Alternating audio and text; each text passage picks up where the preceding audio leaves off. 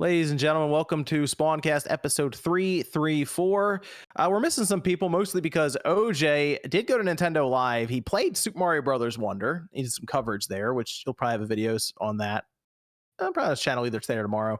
But he'll be back next week to tell us about how Mario Wonder plays and all of this. We'll have him back then. And Josie's actually sick right now, so she's under the weather, but will also be returning next weekend. Although you'll hear her on the Game and Talk podcast this week as well. She did record for that.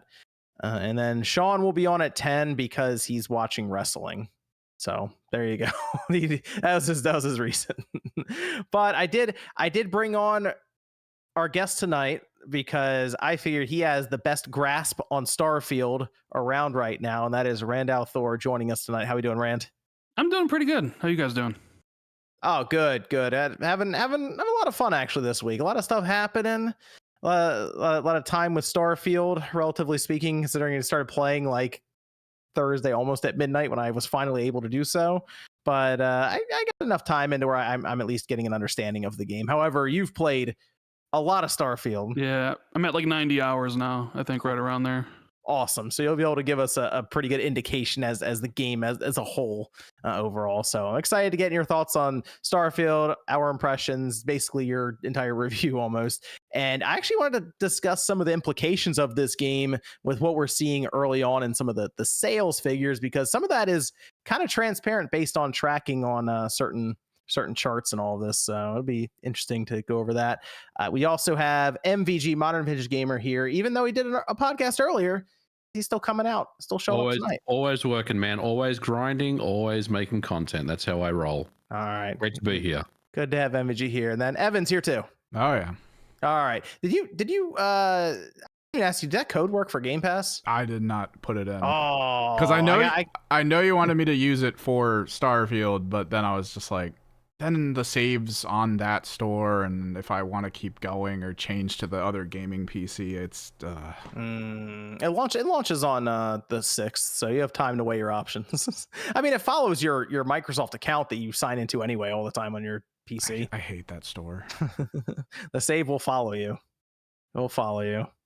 But we like I said, we'll have Sean drop in at 10. He didn't play Starfield anyway, so who cares?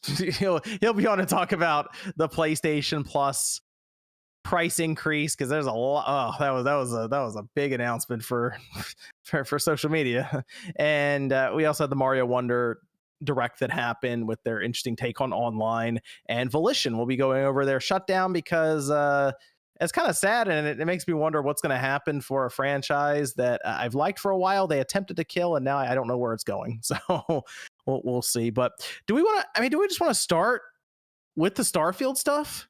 I mean, is that where we want to go? We'll start with that first then. But I do want to, of course, remind everyone that the Spawncast network is alive and rolling strong. MVG with his Ask a Developer stuff going up, which is really, really cool. He just got that filmed and ready, taking questions from the community over there for developers. Good questions, by the way. Good questions about Ask a Developer. Not like just 30,000 foot developer questions, like real dev questions. So keep them coming in.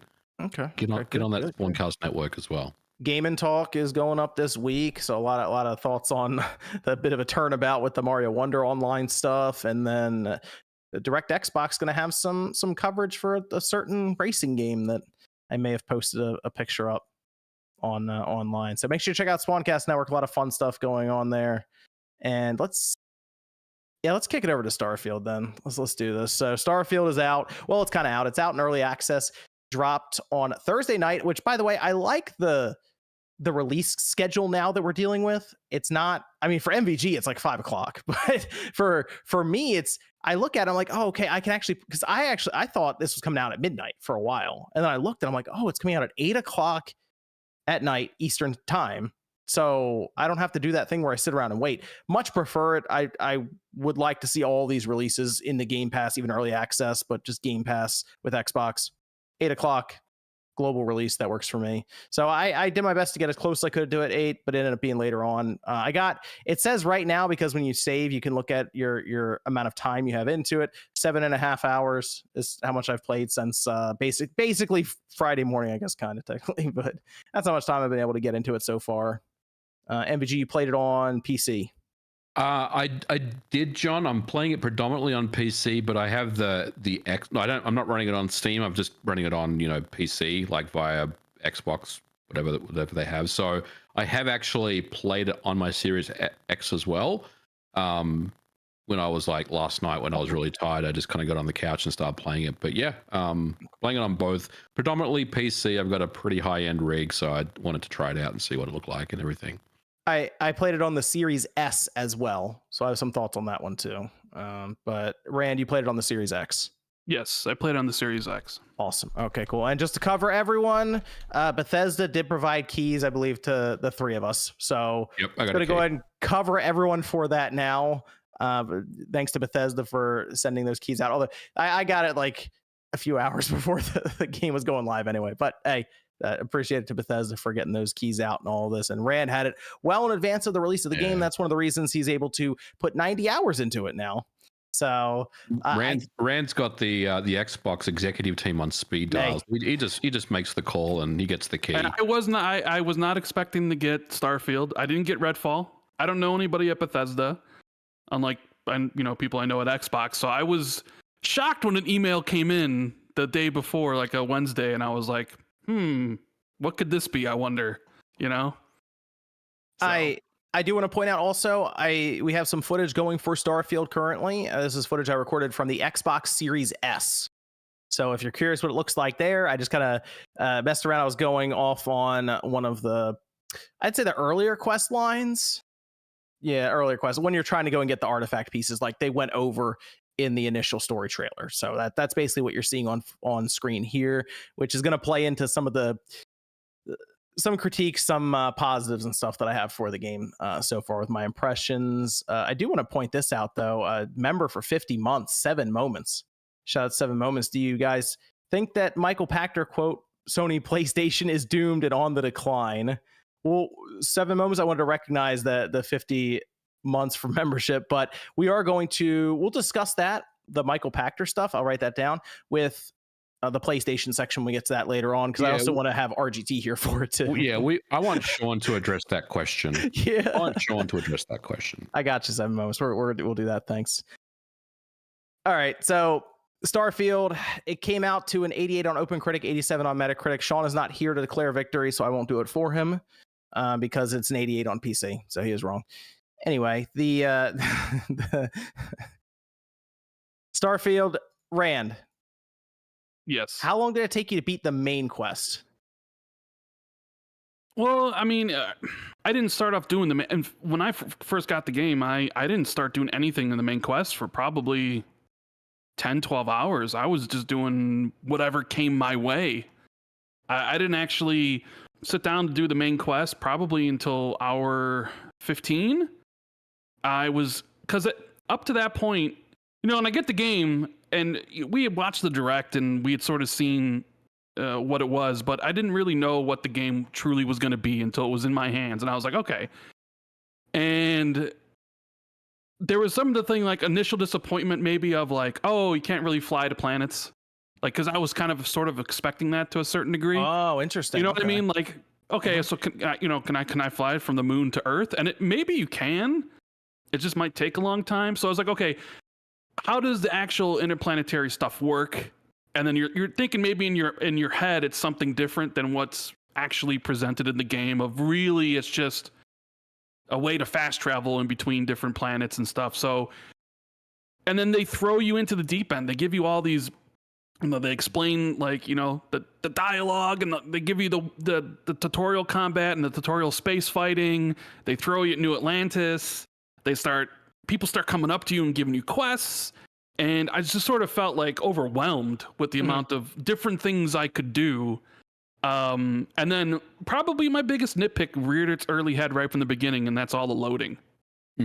Like it is constant. I was going to bring that up. That was one of my biggest thing is it feels very disjointed because of that fact. For example, when I'm going in this building, I'm looking around right now.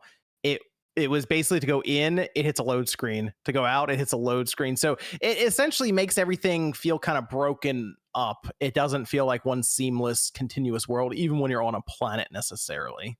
Yeah, and that's my issue. Was it even though it's fast, it happens so frequently that sometimes it pulls you out of the experience, and it like puts barriers in between the things you want to go and do. Which was for me, as I explained in my video, I wasn't really playing Starfield to explore 1,000 planets, right? I wasn't looking to go build outposts or craft and stuff. Like I had a very specific way I like to play Bethesda games, and that's do as many of the side missions as possible, the faction quests, and always the main story is always like the least fun. I think out of all, like, you go play Fallout 3 and Skyrim and Oblivion, the main quests seem like an afterthought for the most part. I don't know if you guys would agree with me on that, but it always seems like the best written and most fun quests are like the Thieves Guild. No, yeah, everyone or some of the other stuff, right? Or being like the assassin and then going through and wiping people out in that. I get what you're saying. Yeah. So, but like, I'm playing the game and I'm doing all these just kind of knick-knacky quests, like, oh, go here, do this, and get rewarded. And I was just kind of like, I don't know, I'm not feeling it, right? Until I started to actually I will kill you if you ever hear you talk about me again while I'm not here. Ooh. Shut up, Sean. Wait, are you already? Is AEW over with? No, I had to come on here because I heard this motherfucker talking shit. Hey, it's an 88 on OpenCritic. Did we say, oh, what's it going to get on OpenCritic? No, we said Metacritic, 87 on the nose. It's an 88 on Metacritic PC, yeah. No, we weren't talking about a PC version. We're talking about an Xbox. I watched a video the other day for Starfield because at the time that I made that video, OpenCritic was the only place with scores up. Metacritic didn't put their scores up yet. I can't help it that they're a half-ass website. Proceed. I'm sorry to interrupt. Hello, Sean's shoulder is hard in that goalpost, just shoving it across the field. I mean, no, sir. It's got to be a good day. CM Punk's fired. Right? Oh man, fuck him. I'm so glad he's gone. Sean was like declaring victory over that big time. Like it felt like you fired him, Sean. It's a look, man. Like you can't. It's CM Punk is like Eurogamer, acts like a toddler in public, and it's like you. Nice. Oh, they got him. Eurogamer came for him. Oh no! Oh wow, the Eurogamer ninjas. The Reed Pop ninjas came and got him. Fuck around and find out, Sean. Apparently. Wow. All right, then. Where were we? Right. Oh, wait a minute. Oh. Round 2. What the hell happened? You were talking about they heard their name. Talking shit about Eurogamer. They came for you. Dude. What the hell? No, I'm just saying, he shouldn't act like a child, and he shouldn't reward childish behavior. So thankfully, Punk was fired. Go on, Rand. You were talking about Starfield. So it's like trying to understand the game, dealing with the inventory menu and everything. I don't really like how the inventory's set up personally. It seems kind of just all thrown together. I always okay, where's the packs and where's the helmets? I always kind of would go too far. So I eventually started to more branch out, and there was a specific part in the game where I was sitting at a 7.5 for the first 5-8 hours, and I just wasn't having the best time. And partially it was because the missions they had you do in the beginning, like these little activities, weren't really engaging. They felt like fetch quest, which isn't what I want from Bethesda games. But then I had this really incredible, unique experience. John and MVG, I know you played a little bit of it, but I don't know if you've gotten to the job boards they have in some of the bars. I haven't yet. No, not that. So in the bars, sometimes there'll be terminal boards where you can take on different jobs, and it could be like a bounty. You can go hunt someone down. You can just go destroy a Crimson Fleet. Maybe that's where okay. So when I went into the initial, the planet I just showed in the footage, when I went there, they had me go and do a bounty to prove that Yeah. I'm like part of that. Are you talking about that? Yeah, that there's like a terminal you can get, and Yeah. a lot of the different factions have them, Crimson Fleet and stuff, where it's like specific, but they usually are like, hey, go here and destroy this fleet, go here, get this bounty, deliver these things to this other planet, right? So I picked a bunch of those up, and one of them was like, deliver this laser, like a long hauler, deliver this laser to this planet across the universe. So I was like, okay, I'm gonna do this. And as soon as you travel there, you go through all the load screens, right? You land on the planet, it's complete. And I'm like, okay, well, I guess go back to do whatever I want. But I was on a spaceport and there was this new area to explore. So I got out and I'm like, you know what? I'm not going to go do what I was doing. I'm going to explore this spaceport. And there was a couple missions there and it was all kind of fetch questy, right? Until I talked to this woman at a bar and she was like, can you go get my beer for me? It's in a spaceship up in orbit. And I'm like, yeah, sure. Right. First time I would experience like a ship in orbit. So I go up in orbit. There's this huge, absolutely massive derelict ship in space. And there's 2 enemy spacecrafts flying around it. So I get in a 2v1 dogfight and destroy them. And I actually really like the spaceship battles in this. Me too. And I dock with the ship. I get inside. There's enemies, but all the alarms are going off. And the gravity is turning on and off every like 40 seconds. So you be going, fighting, and then suddenly you be floating in the air with everybody else, with all the like cargo, and then it would all drop because the gravity would come back on, right? And it was so damn cool. I was like, okay, this is the sort of thing I wanted to see from a sci-fi setting, right? Because you can do these sort of things. And then I started to talk to people I knew playing the game, like my buddy Jez, Cognito, like a whole bunch of other people that were playing it who were even way farther than I was, and nobody had played that mission. Everybody was shocked when I told them what the mission entailed. I'm like, so you didn't play this mission where the gravity was turning on and off? And they're like, no, that sounds so cool. And then they would tell me about some missions they had experienced that I hadn't yet. And I was like, okay, I gotta search more. But what I ended up doing was, that's when someone told me to join the United Colonies Vanguard, which is one of the factions. So I did that, and immediately my perception of the game turned around because I already liked the combat. I felt it was smooth, and the fact that I'm saying that when the Series X runs it at 30 frames, but I thought I don't know, MVG, maybe you can speak on this, but I felt the 30 frames in this game felt different than the 30 frames in Redfall. Like when I played Redfall, it was awful. Like I wanted to throw up. But when I started this, I was like, hey, this is actually nice. Not saying I want to play the game at 30 because I'd rather play it at 60. But I was like, wow, this actually feels pretty good for the most part. There's only a couple times, but why do you think that is? Why does Redfall, why did it feel like crap at 30, but Starfield feels much better?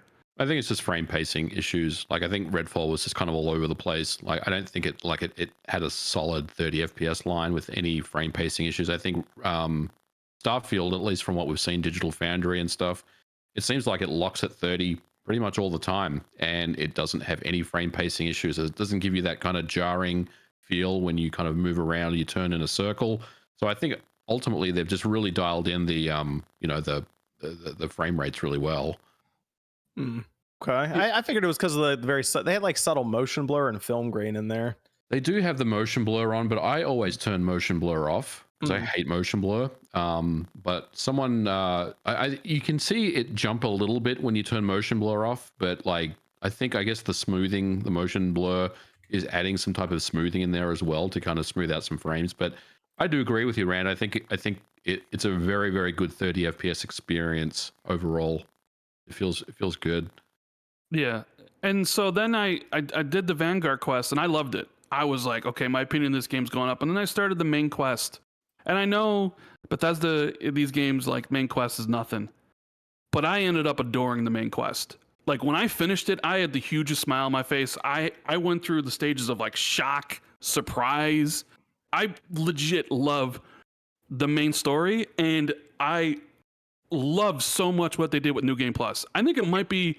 I was going to ask you about that, the Rand. best New Game Plus I've ever seen in a game. Maybe like near Automata, but without spoiling, because people are saying this, they're saying beat the main story and then do more of the stuff after that. Like that's apparently like a big thing, is like go do that to get New Game I would Plus. say play the game how you want to play the game. Okay. Right? If you don't want to touch the main story, you don't have to. I mean, I'm playing this game different than other people because I don't care about exploring and I don't care about doing certain things. I was in it for the quests. And those side quests and that main stuff gave me exactly what I wanted, more than I expected. It was so freaking good. I would get up every day, play the game for 7 hours, and try to think in my head, like, okay, where's the story going? And I was just so pumped to just continue playing and discover what Todd and the crew had cooked over at Bethesda. Like, I was not expecting something that good, and I was...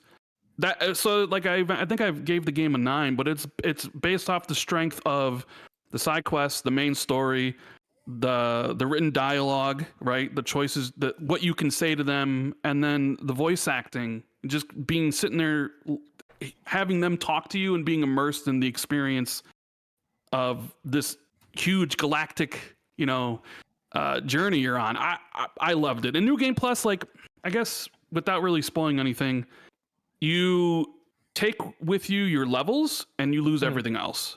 Okay. So your weapons, your ships, everything else sort of resets, and you can redo everything else if you want to. But yeah, so it's really surprising. I talked to Gene Park about it, and I know Gene.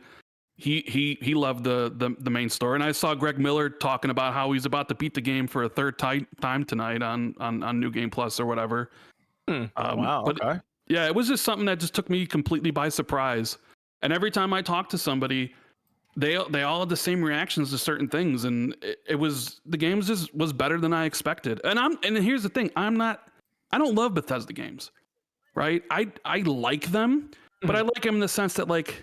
They're maybe like mid 7s to me, maybe low 8, right? I don't really particularly care for Fallout very much because I don't like the post-apocalyptic setting. Oh, interesting. Okay. So I didn't play Fallout 4. So my favorite Bethesda game going into this was Skyrim, which I played for some 100 hours, right?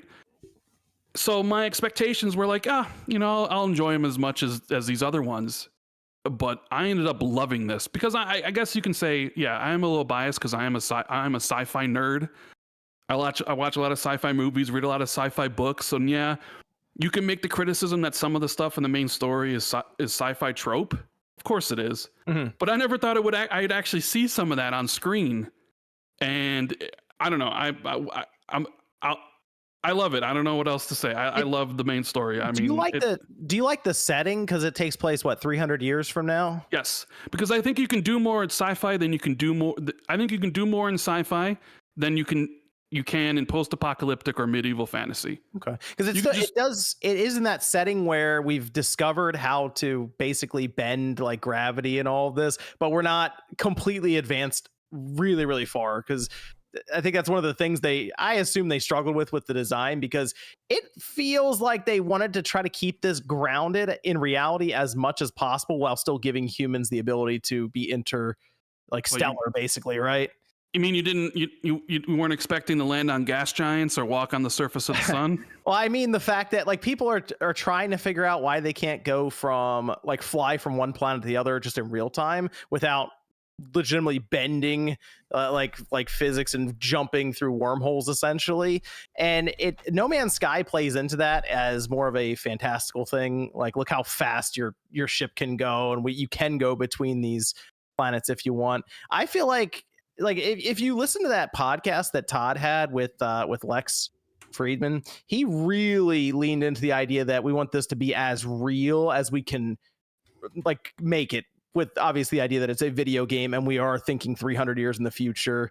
It felt like they still wanted to lean into the idea of, okay, that planet is millions of miles away and you cannot go anywhere near fast enough to cross that space in a reasonable amount of time. But you can load there really quickly. Well, yeah, that's what I was going to say. I think the difficulty is they're still using the creation engine. Obviously, that has its limitations. Even though this is an iteration, I think it's the 2.0 version of the engine. And I will say that aesthetically, it looks gorgeous. I think they did a great job enhancing the visuals of the game, especially on PC. It looks sometimes I just stop and just look at the aesthetics and say, wow, they did an amazing job. But also, it still is legacy creation engine type stuff where there is going to be a lot of loading screens. There's not ever going to be that situation where you can fly seamlessly from one planet to the other. It's not something that you can do. So I think, Todd, what he said on that podcast, he wasn't wrong, but I also feel like the limitations of the engine really, made it so it wasn't a seamless open universe. Yeah. What do we call this game? Is this an open world, open universe, open whatever it is? I don't know if it'd be open. I don't know, because that's it's the thing, you right? fast travel basically Point and click everywhere, adventure. it feels like. I will say, like, to me, this almost doesn't even feel like a space game to a certain extent. Or like the places you're going on are other planets, because I always did the shortcut of fast traveling to where I was going through the mission screen. So if I'm on New Atlantis and it says it wants me to go to Neon, I just immediately would be like, fast travel right to Neon, and I'm on Neon. So to me, sometimes the game almost felt like we were just on a huge world, and Neon was one city over here, and New Atlantis was a city over here on the planet. And I was they just looked different, instead of like, oh no, Neon's 10 million light years away, right? Because they give you the shortcut to be able to jump right to where you want to go. So it sort of loses that, like, hey, I'm going on this journey, until sometimes it does put you into space. But I mean, I guess how would you actually do the space travel and have it be fun? Well, So, you have to basically you have to kind of accelerate or shortcut it, kind of like No Man's Sky does, where everything feels pretty close together compared to what space would actually be. And in that instance, No Man's Sky is able to go, okay, surface to sky to space station to other planet in a faster amount of time than would actually be possible, right? But it's a video game, so it's fine. You just video game the whole thing up, and it's more fun that way. But that's the part that got me when they started, because they talked about this before the game came out, and you started catching those little bits of you just kind of go to the menu and you pick where you want to land, and then you're there. And it seemed like they were showing off fast travel, but then it became, oh no, this is the game. This is what you do. You jump around a lot technically. And hold on, because this tamales guy in the chat will not shut the fuck up with this. It takes hours, but you can fly from planet to planet. Alana Pierce did it last night on Twitch, and that's how you know it's legit, because it was Alana. Proceed. Wait, if she flew from one planet to the other, and technically, yeah, you can. I mean, if you go to New Atlantis, you can jump off the top and skip loading doors that they have set up. So it technically doesn't have to load it I guess if it doesn't have, like, it's not required. But that just, to me, once again plays into the idea that they really wanted it to be like, Todd is really, really into the space stuff. He talked about going to NASA and all these things to try to understand and get better grasp on all this. But it's a video game. You're allowed to, your ship can go millions of miles an hour, but it won't kill you. So have fun. I don't know. It's not a big deal to me if you just video game the thing up some. I mean, it is a video game after all, right? I don't know why people get bent out of shape out of a lot of stuff.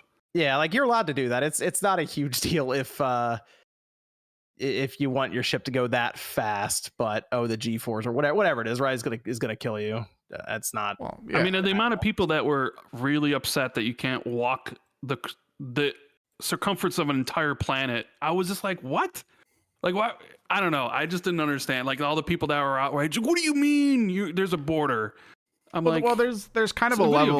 There's kind of a level Like, of it where when this was announced, it was open space RPG. The bar was already set. Star Citizen exists. Elite Dangerous exists. Friggin' No Man's Sky exists. And then he gave gamers a thing that was like not there, and just was like, hopefully this works for you all. And I think that's a bit of a disappointment for some people who already knew that existed, but didn't understand the creation engine has its limits. So yep. And they never, like you said, Evan, they never advertised that it was going to be like Elite Dangerous.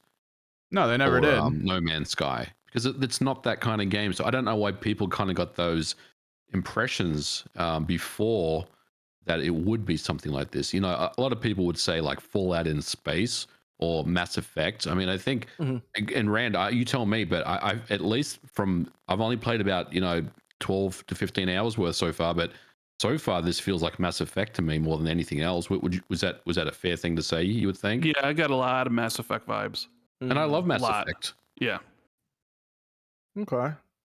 Well, yeah, I'm still feeling Fallout right now when I'm going through it, but I could see Mass Effect as I mean, when I see New Atlantis, I did think Mass Effect pretty quickly when I'm looking at that. Yeah. So I get it, but it just feels like they really wanted to lean into what they do best, which is that single player narrative driven experience with go make your own adventure kind of thing.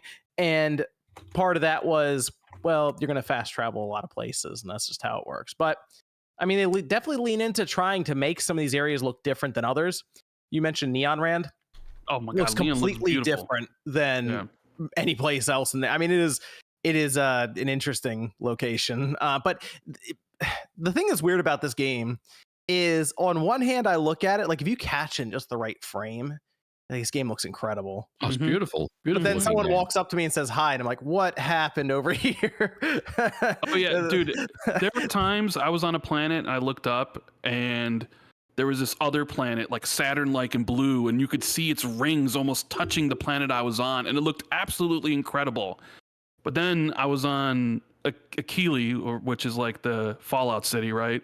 Mm-hmm. And there's a group of NPCs standing around, and I'm looking at their faces, and I'm like, "Oh, you ugly! Like, you really ugly."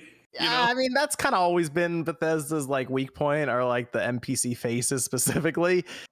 They've gotten better, but they're still like trailing basically the rest of the industry at this point.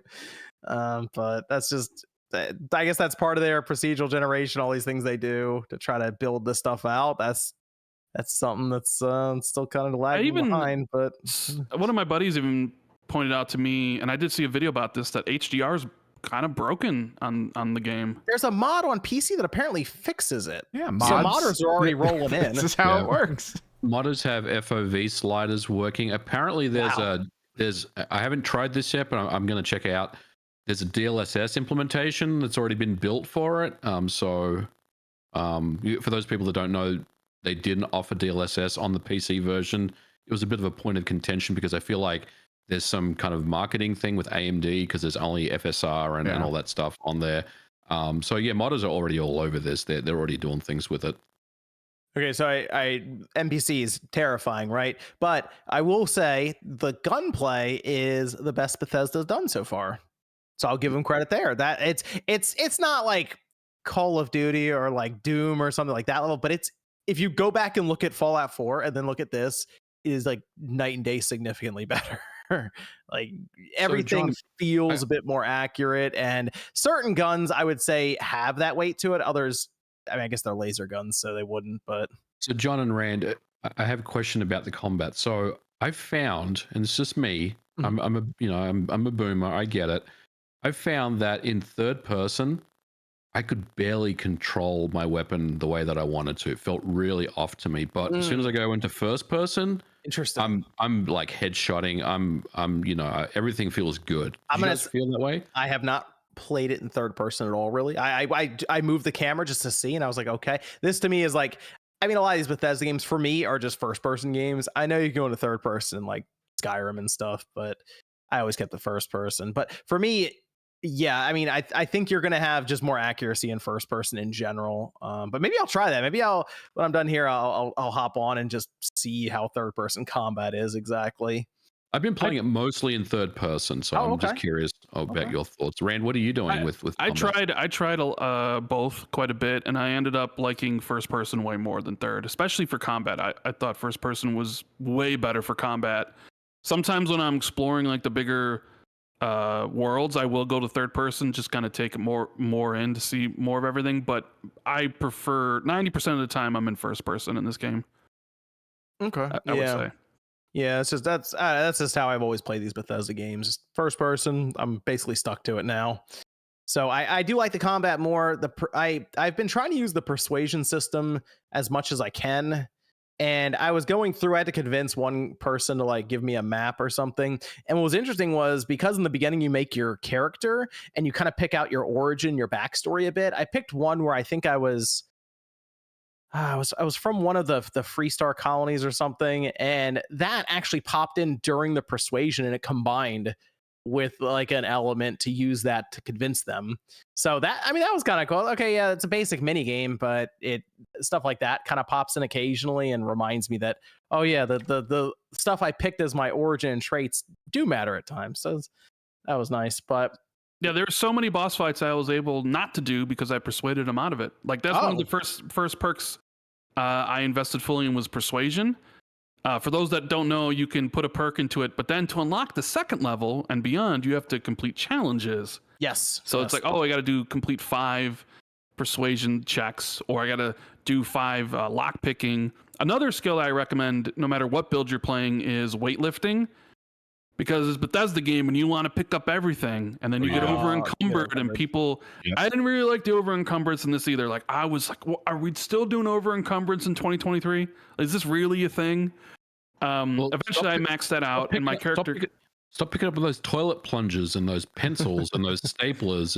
But I wasn't even. I was picking up everybody's guns. Yeah. So I could sell them and get money. I maxed that out, and it lessened it. It was like 200. You can carry like 250. There's no level cap. Whatever it is. No, there is no. There is no level cap. So you could carry a lot in your person. You could trade with the companion that's with you. So if you got Vasco or Sarah or Sam, and you want to give stuff to them, you can. Obviously, your ship has a cargo system. You can put stuff in there. Actually, one of the ships I got from completing a mission ended up having like 2,500. I don't know the terminology they use, like pounds or whatever it is, which was way more than the 500 I had on my ship. So I was just dumping stuff in there. But for a while there, it was like, man, I'm so over encumbered. It prevents you from fast traveling to your ship if you want to get back to your ship, and your oxygen doesn't replenish, so you can run, but then you can't run that far because your CO2 level rises, and you might like pass out and lose health, so you're kind of just walking slowly waiting for it to fill up. I know that's kind of like a thing now. I don't know. I kind of don't like encumbrance. What do you guys do? Are you guys a fan? It seems like no. Just get rid of it. I hate it. Like I got encumbered like pretty early on in the game. Like every game should just have the infinite backpack. It doesn't have to be that serious. You can video game it up, I promise. I did pick up a bunch of stuff on one planet, dump all the stuff I had in a room, and then 60 hours later came back to that planet and that room, and it was all still where I left it. Oh wow, okay. Yep. So you put it through its paces. Yep. Okay. I mean, that's the idea of the system, is that you move something, you put it somewhere, it'll stay there. So I guess we should very quickly explain for the progression, the leveling. You get enough experience, you level up, you get a skill point, there's a whole tree. You pick what you want to put it in, and the top layer, and there's layers underneath that unlock as you spend skills on the prior tree, the prior tier, and then you do a challenge to unlock the second level. So for pistols, it was okay, you have the level 1, now kill 10 people with it, then you can put a point into level 2, and it'll maybe increase the damage you do with pistols and stuff. So it's basic in nature, but I think it works well for this. I assume your hit points and other things go up when you level as well. I didn't check or look into that as much. I'm not sure. Okay, they do, yeah. Yep. So that's I think it's fine for what it is, and the trees are interesting. I was looking on like kind of the third and fourth, but there's some good stuff in there. Obviously, I'm sure Rand knows, but yeah, I mean, I got a lot into the tech tree on the right. I loved after unlocking the target locking on the ship, I get into these fights and the last enemy, I would target lock their engines, knock them out, and then board their ship, and then steal their ship. So I have a fleet of like 12 ships now that I can either decide to, take out at any time, or where do you take the ship to? Where do you take the ship to own it? You take it back to your like. So if the game will tell you once you take over a ship. Okay. If you grab jump to somewhere, or if you land on a planet, it instantly becomes your home ship. And then when you're at one of the ports and talk to the guy that can like, hey, you can upgrade your ship. You can, from the main screen, you can choose one of the ships to be your home ship or whatever. So. Okay. Wow. All right. I'll remember that. I might go on that tree at that side of the tree just so I can start getting ships. Target locking is pretty cool because you can target lock their shields to knock those down faster. There's one for like giving increased shields, which helps because there are some fights later on in the game in space that are tough. Like probably tougher than maybe even some of the the battles on ground. When you're trying to do some of these fights with four enemies dog fighting you, it can get pretty difficult at times, even on normal difficulty. And they do have like normal, hard, very hard, easy, very easy. You can switch in between if you're having problems, or if you find it too easy. I know I think Jez was playing it on very hard. Oh wow, jeez. So, well, I mean, it's basically just play the game how you want. I'm enjoying my time with it. I'm gonna keep playing it and get through it and all this. But I'm curious more now after talking with you, Rand, about the main story. So I might prioritize that a bit more just to see it through as I go. I know, like probably in the beginning, it doesn't really do itself a lot of favors because you are just going after artifacts. So it's just like, oh, go to this abandoned mining place, fight these dudes, grab this.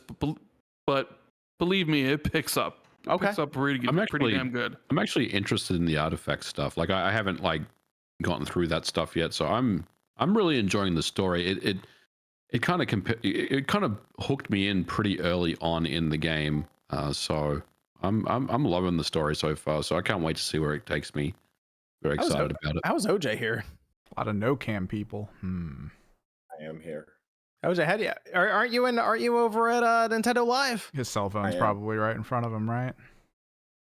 Are you still there, or are you out? I'm back at my hotel. Oh, okay, nice. Okay, good stuff. You here for the Mario Wonder talk and all that too. That's awesome because you got a chance to play it multiple times. Okay, good stuff. We're wrapping up some of our Starfield impressions, but I did want to ask something here though, Rand, of course, about Starfield, but I wanted to ask about some of the reviews that went up now, because this was obviously a big release for Microsoft, for Xbox, for Bethesda, and it comes up right now, OpenCritic 88. There's been discussion somehow 88's like a bad score now, didn't you know? It was very weird to see. It was very weird to see some of this discourse. I didn't really understand it. I don't know if people were hyping up the expectations to be like I guess 98 territory or something. I don't know, because to me an 88 is pretty good, especially like Bethesda has been kind of they've been getting kind of roughed up after Fallout 76 and stuff. So this is kind of a return for them, and outside of that, it seemed to have a pretty good impact on Steam, because we can track that, where it had 234,000 concurrent players, and those would have had to have been people who paid $100 to get in. Yep. Yeah, seems pretty good. Seems like it's doing all right. Seems like it's doing what they needed it to do. And here's my thing now. I'm curious what that does. Oh, it actually had 236,000. So that just happened a couple hours ago, actually. I am curious what this does for Game Pass subscription numbers, because it appears that subscription spend in the US has actually plateaued a bit, according to Circana. So I'm wondering if this is a big breakthrough moment for them, where they have this on Game Pass launching technically on the 6th. Although, again, you can pay early, get the premium upgrade with Game Pass, and get it now. I'm curious if this is their big boost for the holiday. Maybe this Forza, Call of Duty won't go in, but they might have they might have it by then. And if you think this will drive their Game Pass numbers a bit better, to where they start talking about them more frequently even? Probably, although I don't expect them to talk about Game Pass numbers until the switch over from Gold to Core, and whenever the Activision Blizzard thing is actually finished and finalized, they'll probably give some number, and it can be some, hey, we got 50 million because we switched all the Gold members to Core, so it sounds really good, nice, real good, big number, right? I would imagine it's probably going to sell some consoles. I don't know if it would sell millions upon millions of consoles.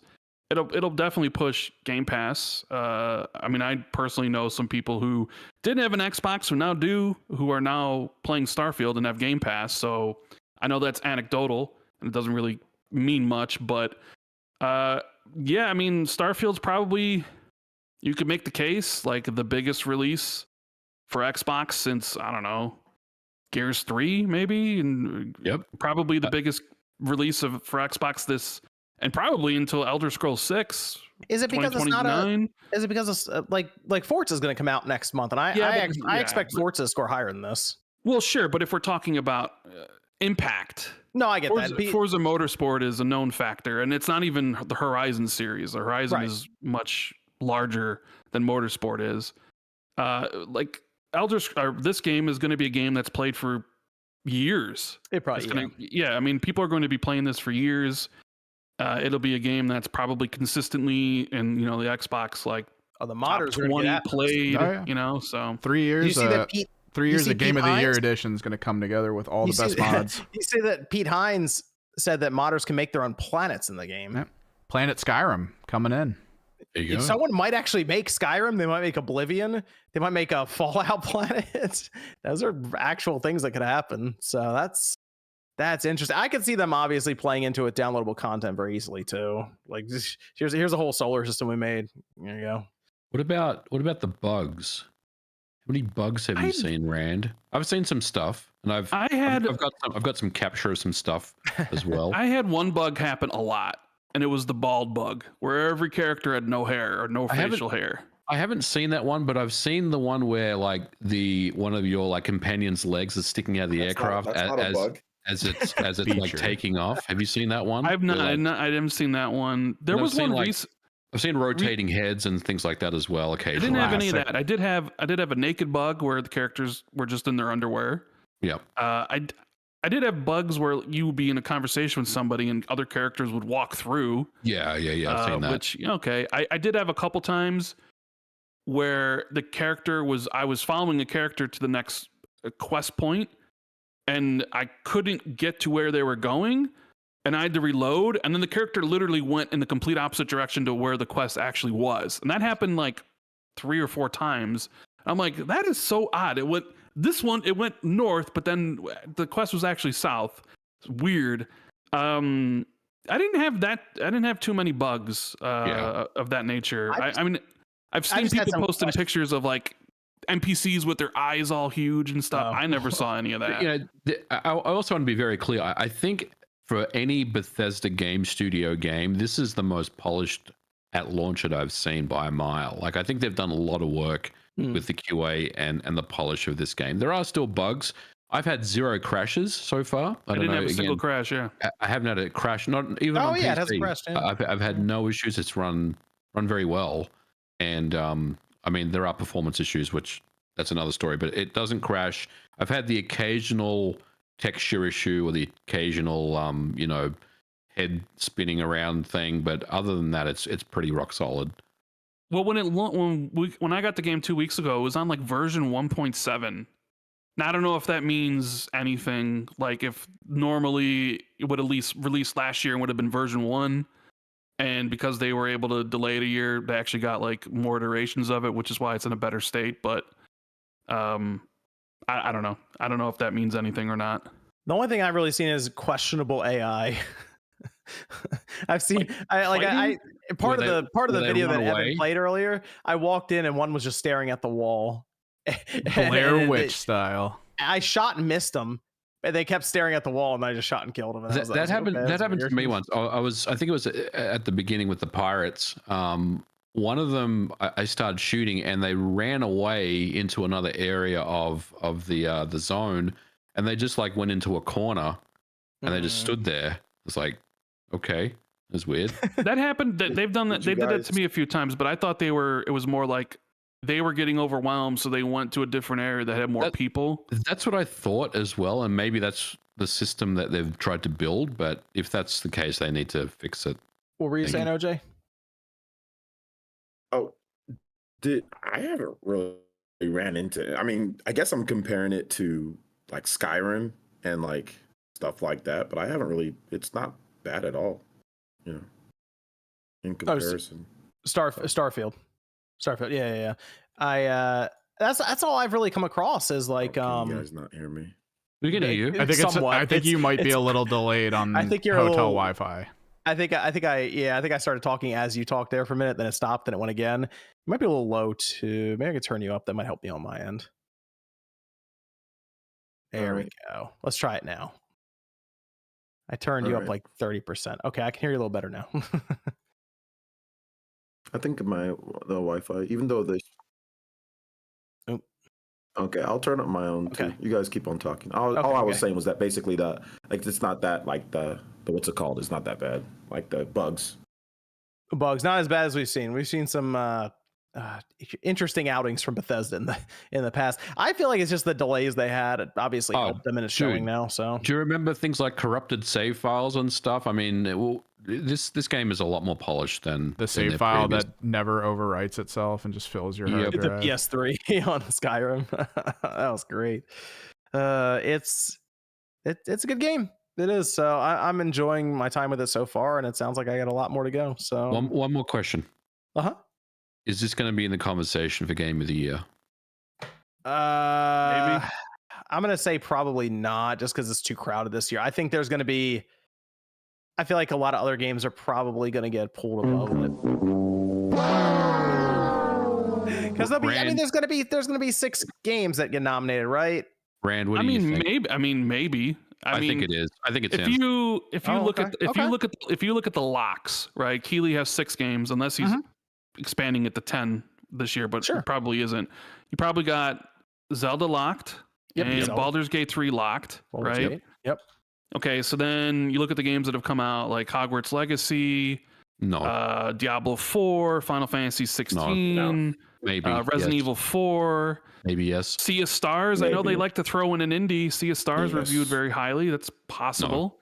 No. I think that'd be Sea of Stars is getting in as an indie. It's getting. Yeah, that was my thinking, OJ. With that, you guys don't think Sea of Stars is getting in as indie? I personally don't know. I think it's going to be like RP. It'll be in the RPG category. I kind of feel like. Spider-Man 2 will probably be, in contention. Alan Wake 2, I would imagine. Control was nominated in 2019, so I guess it just depends. I think it has a shot. It's no Hi-Fi Rush. Not for Game of the Year, no. Action game, yeah. Not for Game of the Year. I mean, I did say that this is my favorite game of the year. So right now it is mine, but I mean, I haven't played all the rest of the games coming out, so. What about Pizza Tower? That's up there. That'll be the indie game. I mean, I guess you could. I guess what about Super? No, Super you know Mario what? You know what? Wonder, but that's 2D, so I don't know about that. Based on these terrible takes, John, you're giving, I think Starfield will be in the Game of the Year conversation. Yeah, what about Alan Wake 2? That could be there. Alan Wake 2. It could be. Alan Wake 2 could be in there. Spider-Man could be up there. Alan Wake is not going to. What the fuck is wrong with you? Well, Control was in there a couple of years ago. Remember? I don't know. Alan Wake looks like it's going to be pretty good. It might be in there. It looks good. I mean, no, I think the game looks great, but not compare. Alan Wake isn't going in over a Final Fantasy game. I was going to say, even if Fantasy 16. Even if Alan Wake is a better game than Final Fantasy, the Final Fantasy name will carry it more. Pikmin 4. No. I mean, there's Final Fantasy 16. What about Resident Evil 4 Remake? To me, that feels like a shoo-in.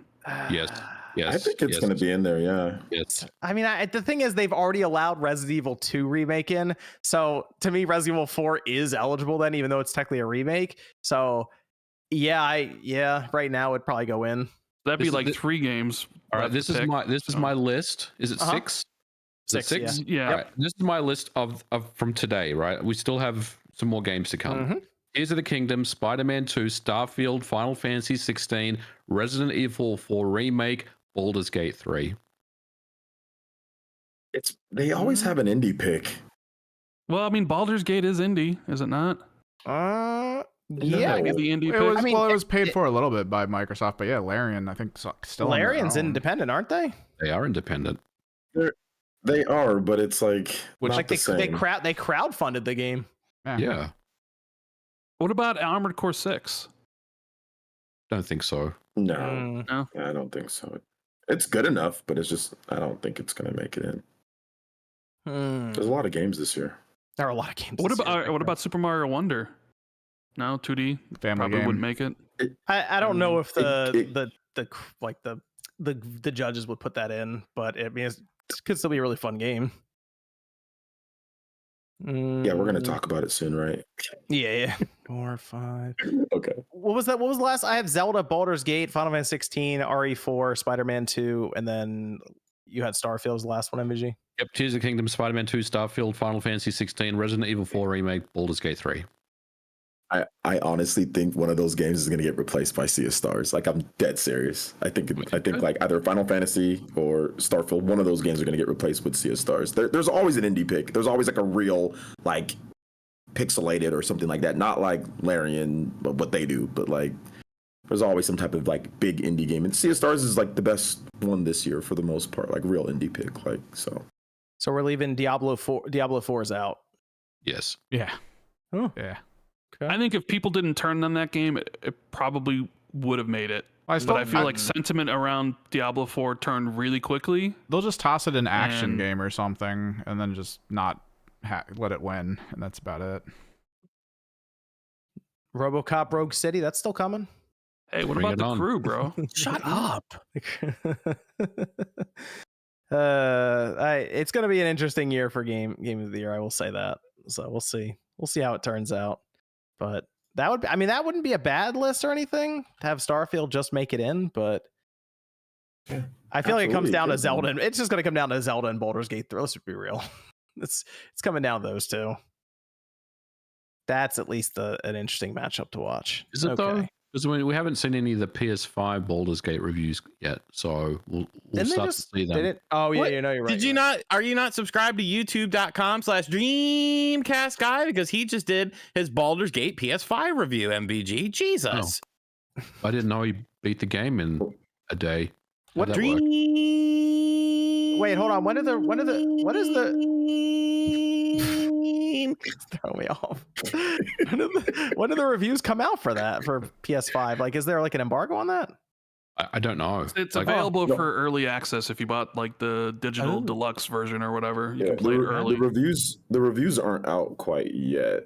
I mean, it's just that content creators have gotten obviously their review copies and can post.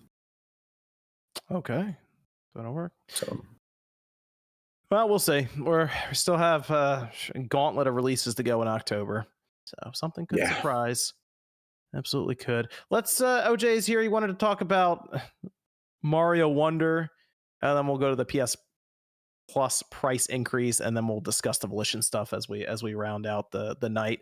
So Mario Bros. Wonder out same day as Spider-Man 2, actually, in October 20th, and there was not only a direct for it, but OJ got to play it at, okay, so it was at Nintendo Live, and it was also at PAX West. So they like double duty on this game, and there was actually a pretty big setup for, Yeah, for Mario Bros. Wonder. I counted like at least maybe 40 to 50. So you can have, 100 plus people playing or nearly that, like 4 people per time. So it was pretty cool. Okay. So you had a chance. You said you played it a couple of times then. I played it 3 times. Three Of times. like the 15-minute demos. So Okay, so you each. got a good feel for it. Was it just the same level over and over again, or they have a couple? it levels in was there?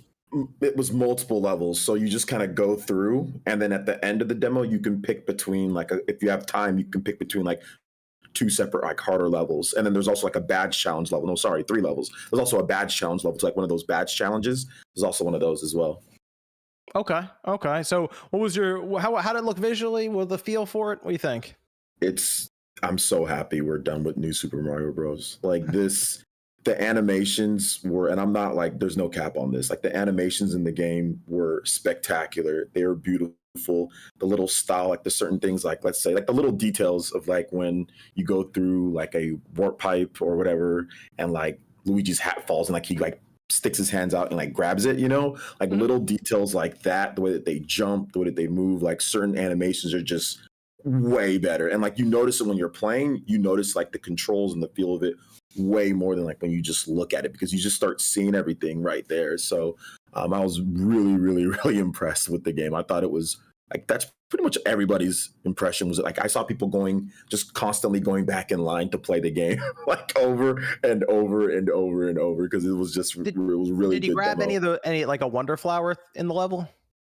Yeah. There was the Wonder Flowers and the seeds and like all sorts of like some of the stuff that they showed in the demo, right? Like you have like the Stampede, but there's a lot of different areas that you can go to based off of that. So like there's like secret areas, just like you'd expect in any 2D Mario game. But some of them are like interesting because like you'd have to like go forward, and then like let's say you have to like aggravate one of those stampedes, and then he'll like knock something out in the air. Then you can go up, or there's like a stampede that goes all the way up into the air, and like you have to grab another Wonder Seed like to get something. So it's really creative in terms of how they use the different enemies, and also how you use your powers with it. So it was just super creative. And like I said, I'm just so happy we're out of the blender, the new Super Mario Bros. Blender, and we're into something that actually is unique. It kind of felt like, I don't know, did you guys ever play Super Mario World 2, Yoshi's Island? Like when you played that game, Oh yeah. how weird that game was, and how it felt like, kind of how like quirky and how weird it was compared to like Super Mario World or Mario Bros. 3. That's the same feeling that I got, which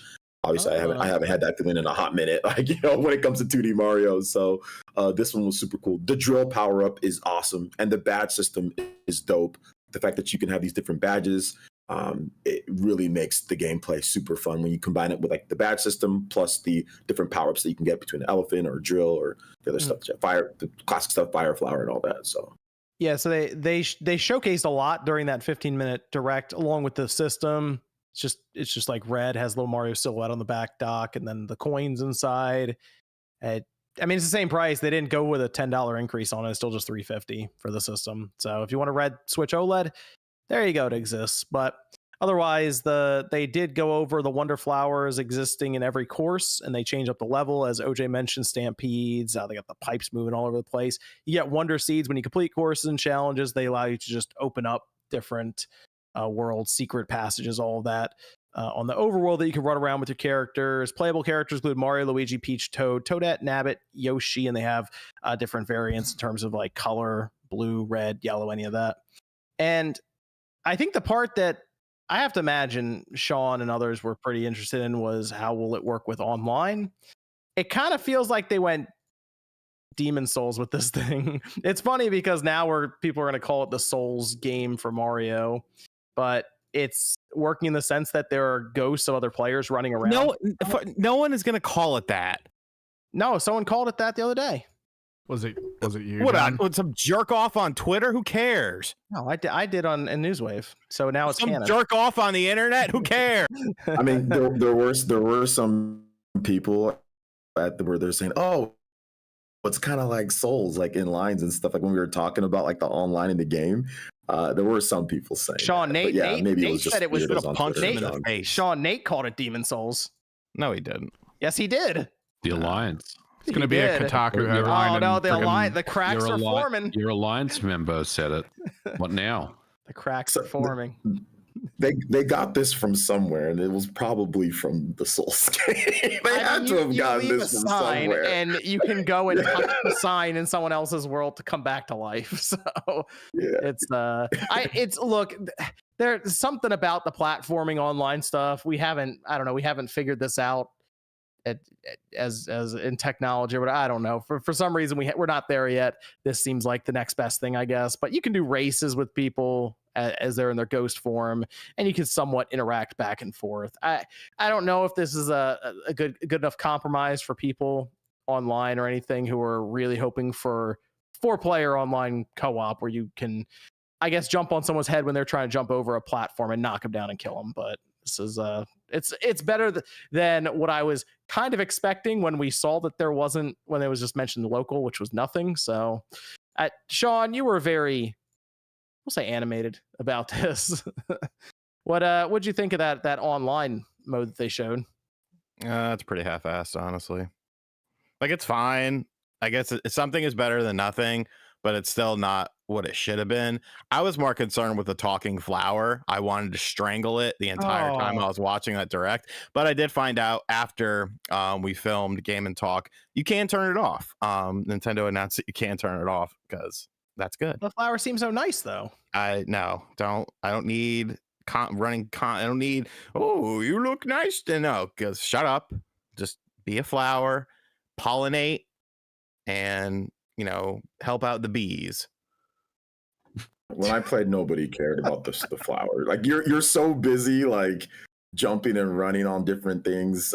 When it comes down to it, it was the flowers, like whatever. I wasn't even paying attention. I was looking at all the crazy stuff that was happening. Some levels are basic though, so you might notice it more than others. But a lot of levels, like with all the different like woohoos and jumpies and everybody saying like hi and all this other stuff that's going on, like half the time you don't even care. Like that's the thing that I was noticing. I was like, oh yeah, I remember what Sean was saying about the flowers, but I know that you can turn off the sound with it, but it becomes irrelevant once you're playing. Sean just to be hates honest. Man, the flower's all nice and happy. I have a nice good time. Sean just comes in and rips it up out of the ground.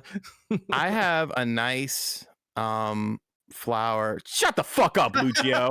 I like that. Can we turn RGT off instead of the flower? I'll leave. I'm not above leaving. Man, that's funny.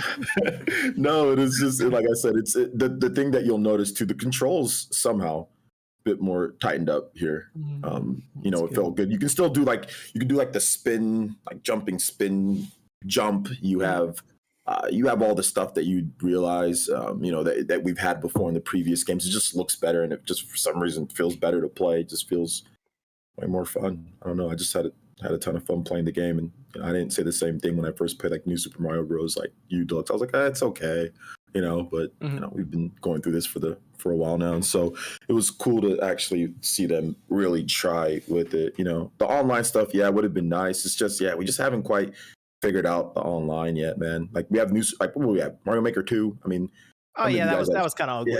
Yeah. And then we have Super Mario 3D World, which that works, but it's just platforming. It's precision. You know, you need complete precision and you need speed.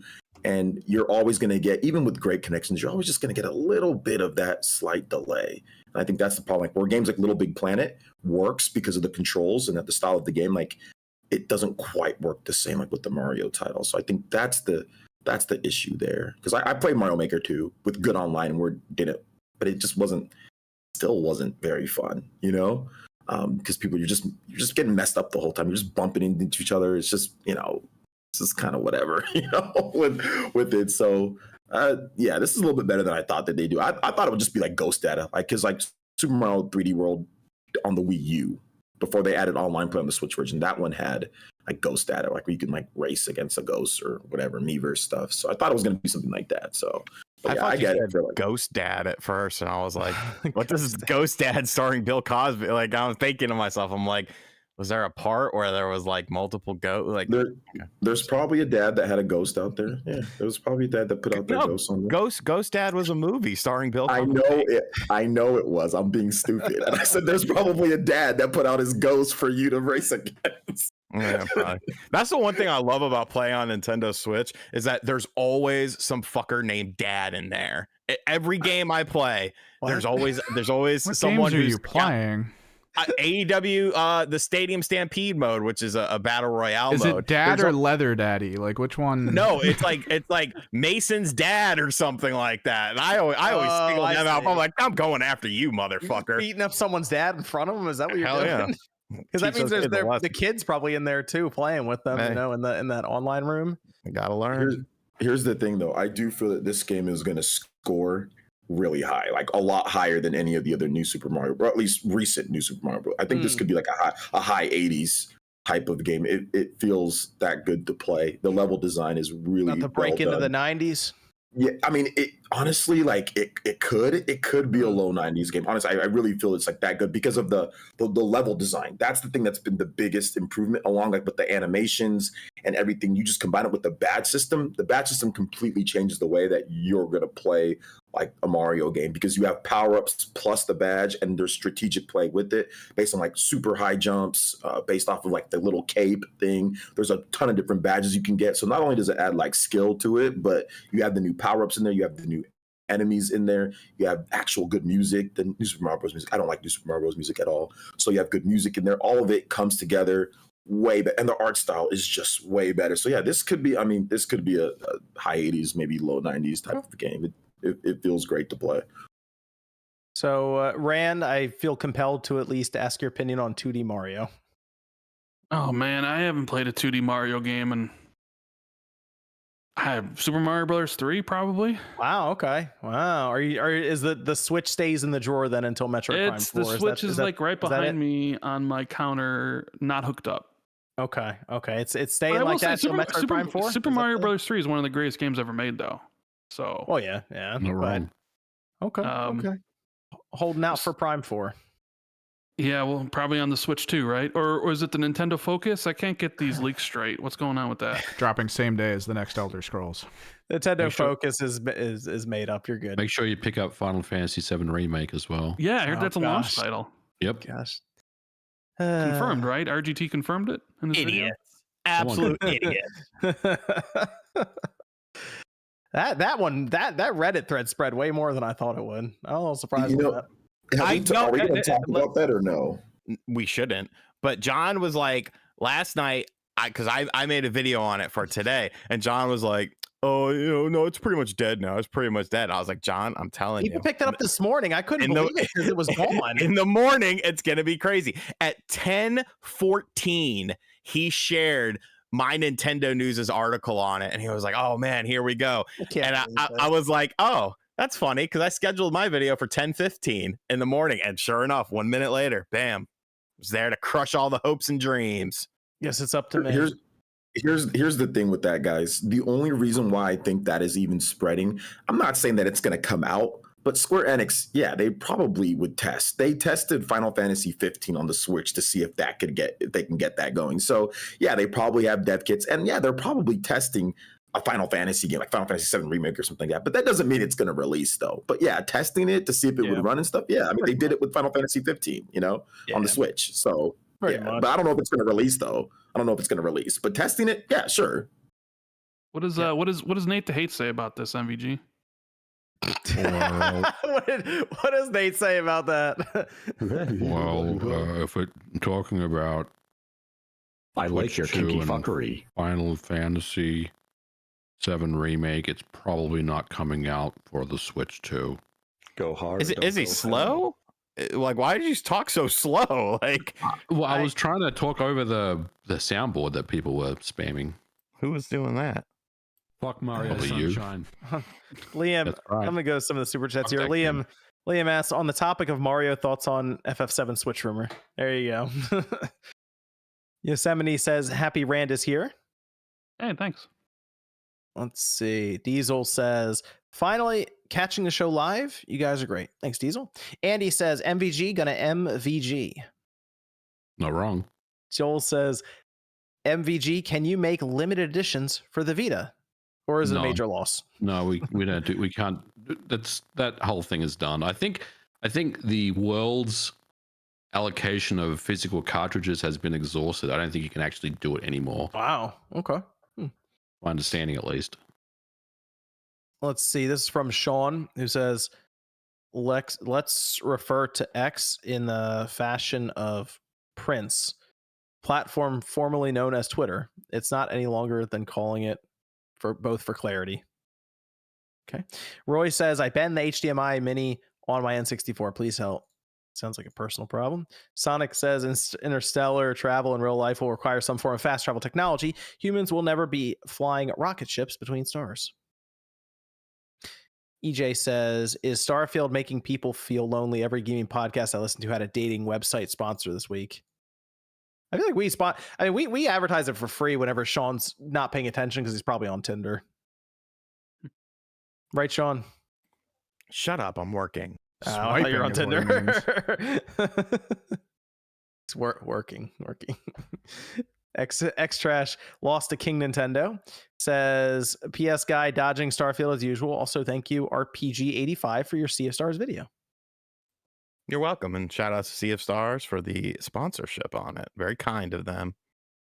Jalen says, good luck to the people who still think they can fix AKI. The Aki engine? What's wrong with the Aki engine? I don't know. It's just A period Or K Carbon period engine. I period. I'm confused. G-Man says, Alien. Hold on. Is that a spoiler first? No, that's okay. No, that's what people were guessing on Twitter. Greg says, should reviewers be allowed to hold it against Starfield for not being able to enter planets comparing to No Man's Sky? Are they comparable? Oh, it's a Oh. Street Fighter 6 character. That's Oh, there you evidently go. broken. There you go. Should reviewers be allowed to hold it against Starfield for not being able to enter planets comparing to No Man's Sky? Are they No. comparable? No, they shouldn't. It was never advertised that was going to be the case. I think that Bethesda was very clear about what it was going to do as far as that is concerned. So they shouldn't. If you review it in a bubble, I mean, even then, if you don't like the amount of load screens, say it. It doesn't matter that it's not that you're flying. It's just if there's so many load screens. You can definitely dock points for the loading screens. The loading screens are a little annoying for myself as well. I'm not going to lie. This is from the Mark, who says some of the Starfield animations still look just like those Dr. Robotnik TikTok NPC videos. Funcast as always, folks. Trom says, why is there doom and gloom around Final Fantasy 16? Oh, I think there's another analyst who had mentioned, because Kashi Machizuki pointed it out, that Square has to basically change how they make games now. There was another report that came through that people are saying stuff or not. I don't know. We haven't gotten a sales update from Square Enix outside of it's coming to PC now, though. We did get that update, so they got an official confirmation, of course, and more DLCs or something like that. Rand, you played Final Fantasy 16, right? Yep. Yeah. Did you beat it? Yep. Did you like it? Yeah, I liked it. Although it did seem at times two different developers made the game. They must Square Enix must be doing okay though, because they're sending me a T-shirt. They asked me if I wanted it. They emailed me. They were like, "You want a T-shirt?" And I was like, "Yeah." I'm like, "Okay." For the Final Fantasy 7 mobile game. What? Yeah, they were like, "Thank you for your coverage." I was like, "Oh, no problem. You're welcome." Why did you cover that? I didn't, but I'll take a free T-shirt. What? Did they mess up the email or something? It was to me. It said RGT85 in the stuff. Weird. Find out tomorrow his YouTube account's taken over. It's just selling crypto. It'd be great. No, because the thing I clicked was just a Square Enix survey. It was like, "What's your name and address?" Absolutely. It wasn't an API injector for your computer at all. No, it wasn't. The thing that you clicked. Is that what you said? Yeah, to fill out the info. Okay. Free teacher. It's from a verified Square. I'm not an idiot. I did this days ago. Why should you get defeated by cardboard? I don't. Not an idiot in street smarts. Cardboard smarts, hey. Cardboard smarts. Cardboard elusive. Mark says Street Fighter 6 had a 92 Metacritic Game of the Year candidate. Yeah, I can't find him on that. It's fighting game of the year. Is it Mortal Kombat 1 still got to come out? Well, that's true. That's true. You're not wrong. Not wrong. I think Tekken 8, right? Is Tekken 8 this year or is it next year? No, that's next year. I got pushed back. I missed by like a month and a half. That would have been awesome to see Mortal Kombat, Tekken, and Street Fighter all go against each other. But I think Street Fighter is going to be the best game out of all those. Honestly, I don't know if Mortal Kombat 1 is going to be as good as Street Fighter, but we'll see. The beta did not go as smooth as the Street Fighter beta in terms of what you can do in like the cameo system. People like it, but it almost feels like, wait a minute, we've done this before, like Marvel versus Capcom and other games. Like they're finally adding that, like this type of assist system to the game, but it is something different for Mortal Kombat, I guess, in a way. So I don't know. I just think Street Fighter is probably going to be the fighting game of the year. A14 asks, and MVG, I don't know if you can answer this or not when it comes to Tumba. Do we know if Tumba will have Portuguese language? I can't answer that. Okay. There we go. Stay tuned. Stay tuned. Jorge asks, does that mean we have low expectations for third parties from the jump on Switch 2, even if it's as strong as rumored / coming off the successful Switch? The third party? No, I don't necessarily think so. Not especially not in Japan. No, not Japan. I mean, there'll still be maybe some Western devs here or there, but Japanese devs for the most part are definitely going to be more on board than they were with the Switch starting out. But you also have to be careful too, because if you put all these third-party games on the Switch 2 at launch or near it, and there's just not the install base, and people are just buying whatever big Mario game is out or something, it can definitely lead to some bad sales for some of these third-party developers. So I don't think they're going to flood the system with a bunch of ports at launch. They tried that with the Wii U, and that was not a good idea to do that, right? So I don't think it's a good idea. I think you strategically release them, after some install base or after some time. Don't put it all right next to the big new 3D Mario or Mario Kart or something. So I think that they're going to follow the Switch strategy where they, the big third-party games didn't kind of come out till a bit later, not all right there at launch. Let's talk about PlayStation Plus. This was I mean, I did not expect this. I did not see this one coming for Sony, and their price is going up quite a bit, because originally it leaked out what the game was going to be that was going to headline the month for September. And I looked at it, I laughed a little bit and moved along. And then they revealed that is the case. Saints Row is the September PlayStation Essentials game of the month. That goes live Tuesday, September 5th. So that will be on Tuesday. Be able to claim Saints Row. I also have Black Desert Traveler Edition and Generation Zero. However, that was not what everyone wanted to talk about. What people wanted to talk about was all the way at the bottom, where they hid what looks to be a 30 to 35% increase for PlayStation Plus across the board. Essential. Thank you. Essential goes from $60 a year to $80 per year. We have Extra going from $100 per year to $135 per year, and then Premium going from $120 a year to $160 per year. Oof. They say this is their reason. The price adjustment will enable us to continue bringing high quality games and value added benefits to your PlayStation Plus subscription services. And this was 1.5 pages from when they said here Saints Row. Bullshit, Sony. Where are my PlayStation 2 games? It is. I have PlayStation Premium. I got it so I could play PlayStation Classics. Where are the PS2 games? Now you're jacking the price up. Dude, I'm canceling it, seriously. I'm just going to go back to, or I'm just going to drop to Essentials, because honestly, PlayStation Premium is not worth the money. I'm very disappointed with what they've given us. This is why the prepare for disappointment meme exists. Mm-hmm. I can't recommend Premium to anyone right now. Like, I don't really know why. You guys, you guys were all hyped up and recommending it, like they were going to add 5 million PS2 games in two days. That's what you guys were saying. Hold on, OJ. They had a blog post of a list of all the games that they announced for this service, and we've only seen a very, very small percentage of them. So they're the ones that hyped it up. I missed the blog post. Well, they named the systems and all the stuff they were, because when they said PS2, I was like, okay, I can see how there would be value in the PS2 games, because if you clean up PS2 games and stuff, it aged pretty well for certain ones. They can also pick some pretty bad ones and throw them in there. I get that, but when they started mentioning PS2, PSP, I was like, okay, that could be cool.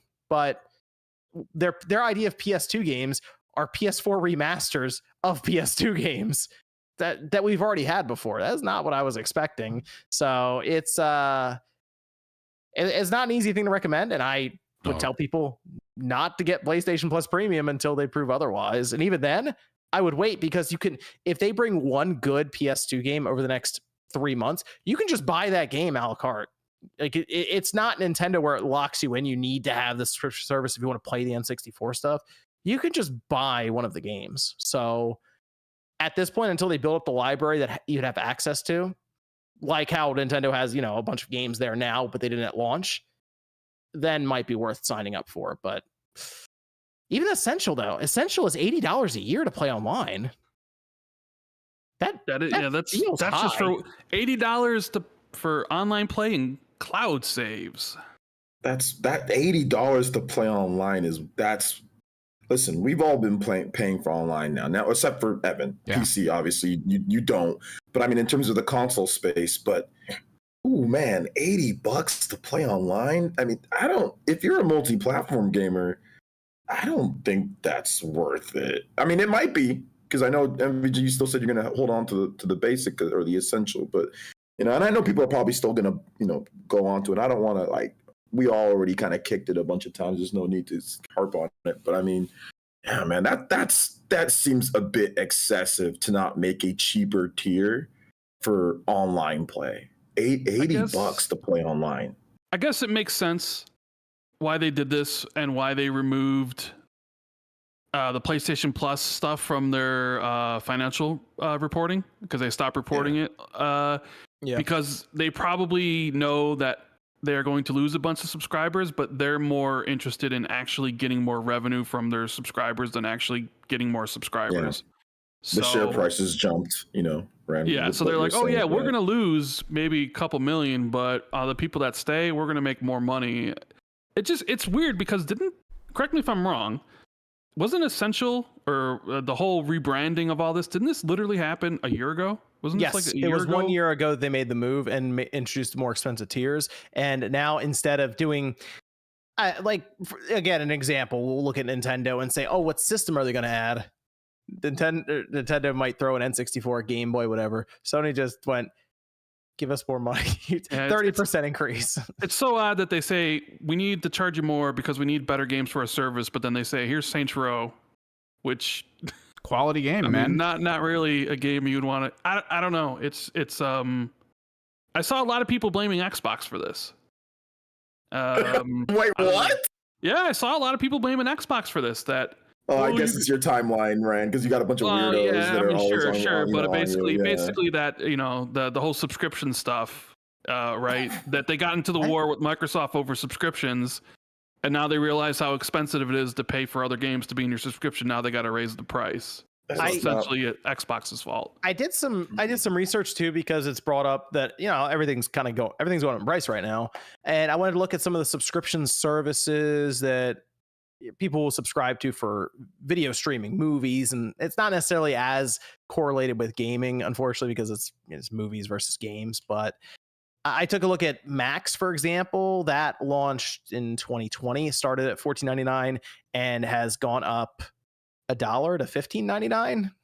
Netflix started at $9, is now at like, what are they at, $16? I think they recently raised it again for like the base one, like because they have the base plan is $6.99 for Netflix, I believe, and the 4K plan is $20. I want to say $20. So we are seeing quite a few different things go up, but this is, I double checked, the largest jump we've ever had in some of these subscription services for entertainment. It's again 30 to 35%. This is a massive jump. I posted a tweet about Sony's ecosystem, about their products that they have, and the prices. People were trying to sit there and bring up, oh, well, Nintendo did, Labo, Xbox. It's like, shut up. Stay on topic. We're talking about the ecosystem overall of everything. And the prices here, and I get it's expensive, but the prices here are wild. Like listen, people flipped out over $50 increase to a Switch OLED. These prices here are across the board. The product's just expensive. I mean, and it's a lot. Head earbuds, $200. Oh, by the way, you can't use your earbuds, that you already have Sony earbuds for your PlayStation Portal. Like the price increase on this, like it's okay to just say, hey man, this might be a little bit out of hand. Can we at least admit that the price is here? Because let's be real. I don't want to say, but if somebody else did it, but imagine what people would be saying if these type of price increases and these prices were across an ecosystem of Xbox or even some Switch or whatever the case is. Xbox attempted this technically. They tried to go to, and they got blasted. They did. They had to back. They had to walk it back. They got blasted. But even like the ecosystem of getting the stuff on Xbox is nowhere near the prices here that Sony's having for some of this stuff is just. So what's interesting, OJ, you bring that up with the comparison to Xbox. Technically, their premium service right now for Sony puts them, I think, $20 back from Xbox Game Pass Ultimate. That has like EA intertwined with it. It has the day one releases, like we're seeing Starfield coming up. Sony's not really doing that now, so it still just kind of brings into question kind of the value that they place on premium currently. It's because Xbox doesn't do yearly discounts, right? There's no yearly discount for Game Pass Ultimate. Right. It's like you pay full price, right? Yeah, so I think it's $60 more expensive than PlayStation Premium. Well, it's 15 a month for Game Pass Ultimate, isn't it? No, see, but Xbox just raised prices. What do they have it? What do they have it in now? So Game Pass console went from $9.99 to $10.99. You don't remember people bitching about this when Microsoft raised it by $1? I remember, yeah. And then Game Pass Ultimate went from $14.99 to $16.99. $16.99, yep. So it's like 12 months of that is $200, right? And premium for PlayStation is $160, so it's like $40 more. But that's because Microsoft doesn't, for whatever reason. And I can't get an answer from people at Xbox about this. They don't offer a yearly discount for Game Pass or Game Pass Ultimate. It's like interesting. You pay month to month. There's no year yearly discount like there's for multiplayer. Because I don't know, man. Maybe it's because like you're gonna get stuff like Starfield and Hi-Fi Rush and all that type of stuff right day one. Like I don't think they're gonna want to give any. Yeah, I mean that could be. You know, and like it's coming. Like Ram, we got like Perfect Dark whenever that is, or we got all these other games that they showed up like coming. Like you can't. It's rough to say people aren't. I mean, you can buy it separately, but a lot of people are not. Like, a lot of people are not. So I mean, they have to make if they're going to put that stuff on their day one. I don't think discounts are going to be. Not that I wouldn't want a discount. I'm just saying I don't know if discounts are going to be on their priority list with all that stuff coming day one. True. I'm just a little worried that Microsoft will look at this and be like, "Oh, we can raise the price of multiplayer to $80." The move ran the move. Okay, if Microsoft is like serious and they believe in Game Pass and they believe in these releases being the core value, you drop the multiplayer fee. Yeah, I used to believe that, but I used to believe that, and I used to hear things like they were going to get rid of gold, which they just did, but I always assumed it was multiplayer's going to be free. But with them owning Call of Duty potentially, I don't think they're going to get rid of the multiplayer paywall. Yeah, because you can already pay or already play Warzone, and people just play that all day. You don't need the no. You don't need a subscription for that. Yeah, you don't. You can just play Warzone. I mean, I did it when I streamed. I just played Warzone on my Xbox Series X, and that's that. People play that. I mean, there's tons of millions, or hundreds of thousands, or millions of people playing that every day for free. If you did a thought experiment right now, let's say Monday, Xbox is like, by the way, guys, multiplayer is free on Xbox, all multiplayer, and Sony's $80. Mm-hmm. Do you see millions of people switching from PlayStation to Xbox for free multiplayer? Is that something that would happen?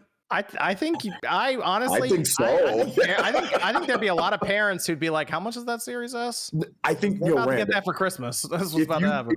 If you pair that like in the future, right, with a Call of Duty, obviously it's Xbox owns it, and I know there's stipulations and there's stuff that they can't do, but like you pair that with Microsoft having like, okay, it's their game now, and I think it could definitely get people to just say, hey, I'm going with this, because that's an extra game per year or whatever the case, right? Like that's extra money so you can buy whatever else, So I guess I always thought that if Microsoft or Sony thought they would make more money by having multiplayer be free, it would be free, right? I think they obviously both think that you wouldn't make more money, so we're gonna charge you for it.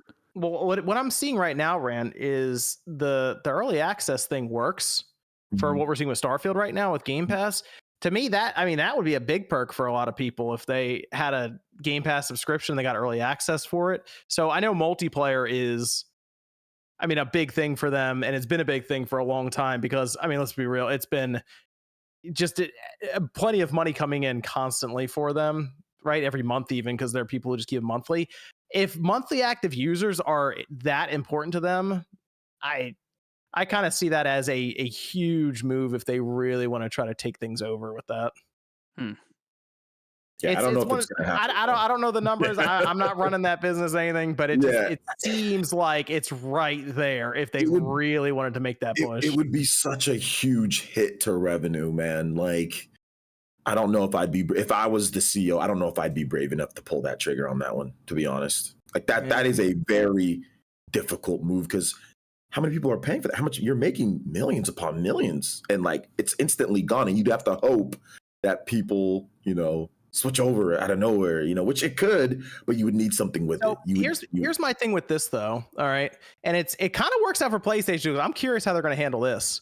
All right. Because Microsoft keeps saying they want PC, Xbox, it's all one community. But is it, Rand, is it? Because I feel like on PC, you don't pay for online, but on Xbox you do. True, but then you have what MVG was doing earlier, where he played his Starfield on his PC and then took that save and was playing it on his Xbox, or which, by the way, that is really, really sweet that you can do that. You can sync your save file across anything that plays Xbox. I really, really like that feature a lot. That needs to be done. Square Enix, please, I'm begging you. I'm begging Square Enix to do this with their damn freaking Star Oceans and games that come out and Octopath, man. Like, I'm begging them. Yes, that's really nice. Ubisoft does it too, as well. I mean, what cloud saves are free on Xbox? Yeah, they are. Feels like you could make some extra money putting that behind the paywall. Don't give them that. You can't do The they've been Nintendo free the whole idea? time. You can't do that. make some extra money there. I think it would make a big splash, and if they really had that kind of drive to do it, I feel like they could. But money, it looks so. good. Do you think there's outside of corporate greed or inflation or whatever reasons they would give? Do we think there's an actual justification for this? Because I did see Jeff Grubb sort of say that, like, hey, this seems like they're getting this out of the way because there's a state of play coming soon. Is there something maybe announced at a state of play that would justify the price increase here? So I think there's a state of play before Tokyo Game Show, yeah. But I feel like they raise the price or like across the board, but definitely for premium is because they're going to do their cloud streaming setup that they're going to launch apparently first quarter next year, and it's not cheap necessarily with the technology and stuff they're talking about. But I short of them showing up to state of play and saying, hey, look, we got PS2 figured it out, here they come, or we have a new collection, because technically they took away that PlayStation collection you got when you bought your PS5. That's gone now. Maybe they have a new one of those, or maybe they throw Helldivers 2 in.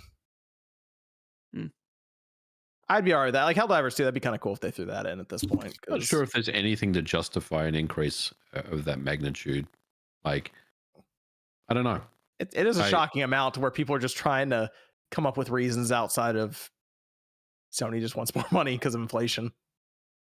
I think that's it. I mean, it's just everything's getting more expensive. So Sony needs to pay their people and things are just getting more expensive to produce. So the prices are going up across the board. They're introducing all sorts of products for people to buy. They just need more. It's capitalistic business, man. They just need more money.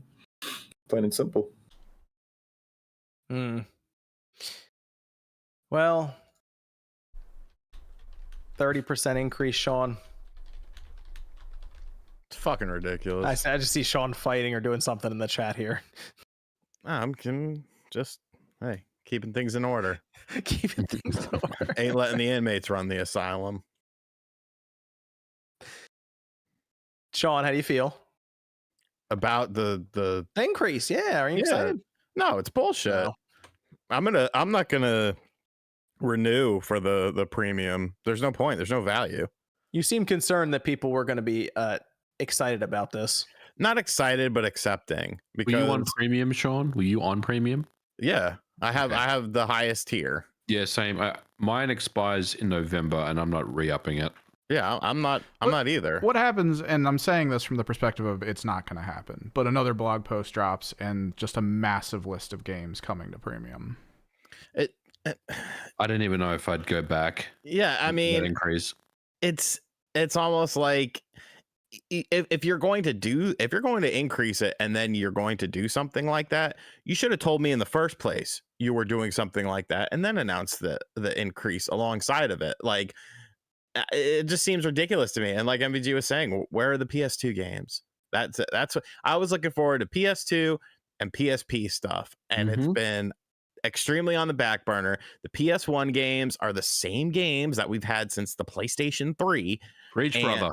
And like the PlayStation 3 stuff is all cloud stuff. So it's like, and I'm someone who the for whatever reason, the PlayStation 3 cloud stuff actually works really well on my internet, like even better than some other systems do. But that's not enough for me, especially when I'm not really getting, Metal Gear Solid 4. I mean, I'll just say it. Like, I don't know, man. It's not worth the increase in price. It was a hard sell at the price point, but I could understand it when it was original. Now, no, it's too damn much. And we were sold at that price point based on expectations that we were going to get stuff. And it's been over a year, we've got nothing. Exactly. It's been very, very hit or miss, with many more misses than hits. Yeah.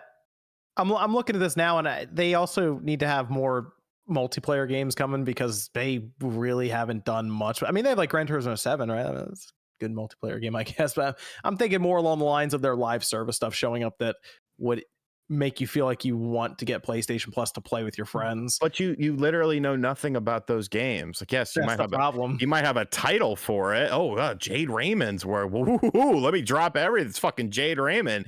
She's done something in the past decade. Marathon.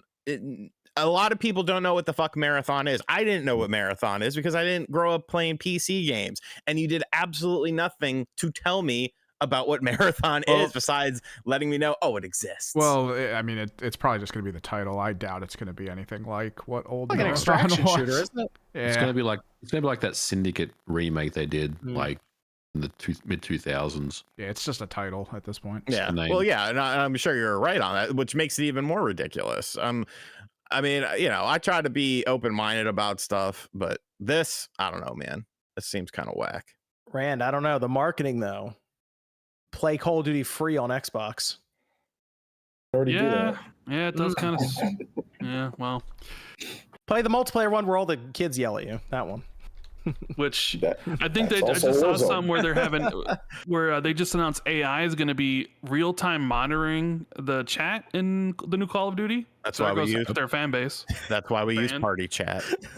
That's why I moved to Texas Chainsaw Massacre. Yeah, use Party Chat. Just avoid all of that. The marketing writes itself, Rand. If they want the big piece of the pie and the market share and the interest, just saying, it's right there. It's right there. Or maybe create a new lower tier for just online, or do they already have that? I don't know. I mean, they do. It's not. It used to be Xbox Live Gold. Now it's going to be Xbox Game Pass Core.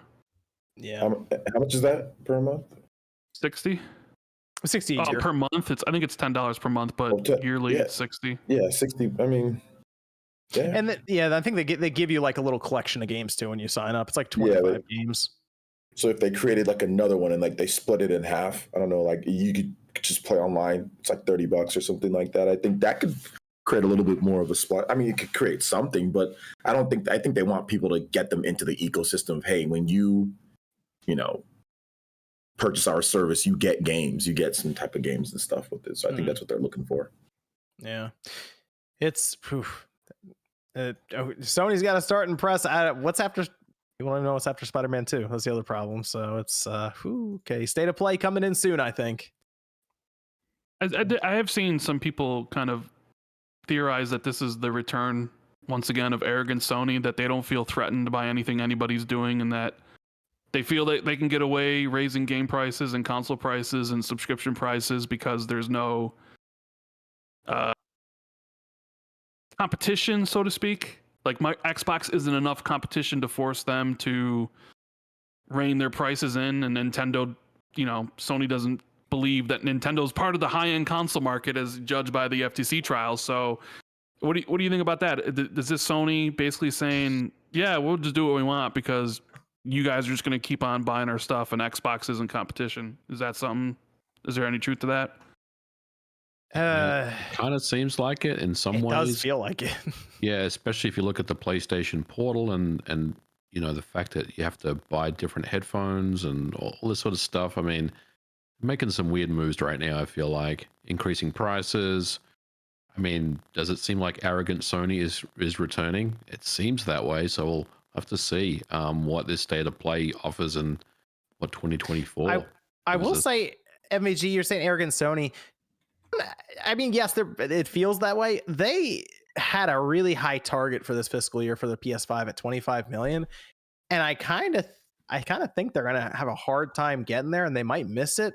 And one way we kind of know that Sony is sort of looking that way too is they gave reasoning for discounting that PS5, which a lot of us looked at and said, "Oh, it's because there are revisions coming." Yeah, and that may still be the case, and Sony's not going to just say, "Hey, we got a revision coming out in a few months. Don't buy this." But the reason they said is because it's not selling as fast as we originally projected when we said, hey, we're going to sell 25 million systems this year. So we're discounting it. We're doing whatever we can to hit those marks. That sounds like some weakness in there. So I don't know. It's interesting, this move, after hearing them say that to their investors. Yeah. So Sony, they've had obviously the third party support, but the first party support or exclusives have been, for Sony Studios has been really light, right? It's Spider-Man 2 this year, right? Yeah, that's just basically Spider-Man 2. I know they had like the PSVR 2 stuff and all that or whatever, but it's been really light, and I think that's what's helped. That's contributing to them not being able to hit their, like, you still need big first party exclusives to sell your system. Like you still need that. So Sony really hasn't had that this year. So I think that's also contributing to their little bit of an issue of being, behind on where they want when it comes to sales. Yeah, like Spider-Man 2 will help. Obviously, that's going to do really well. But then it does kind of go, okay, what's 2024 looking like? And that's where you expect State of Play or a PlayStation showcase or PlayStation experience to start off 2024 and say, okay, here's the second half of the generation and what we're doing.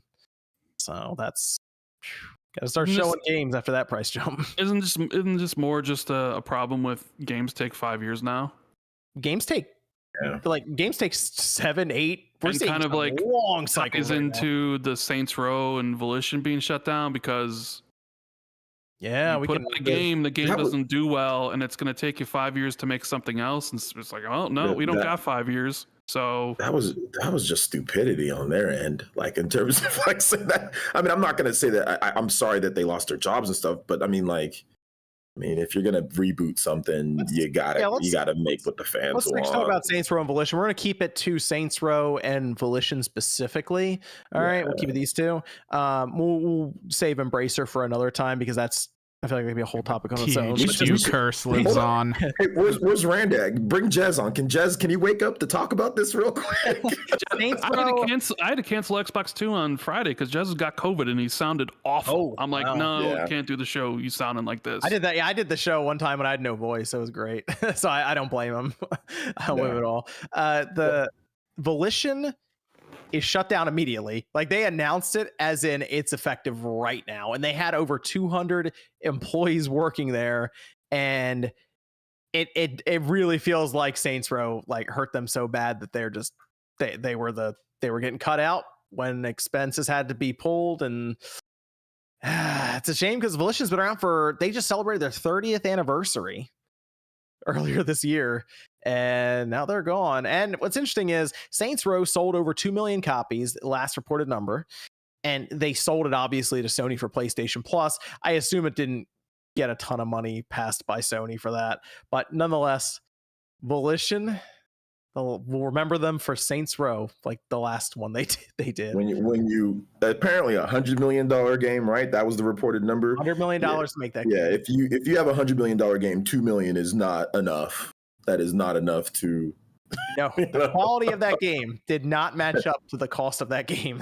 Quality and the amount of sales, nah, it's just But they did you see that kind of like the aggressive back and forth they had with fans? No, did they? Oh, yeah.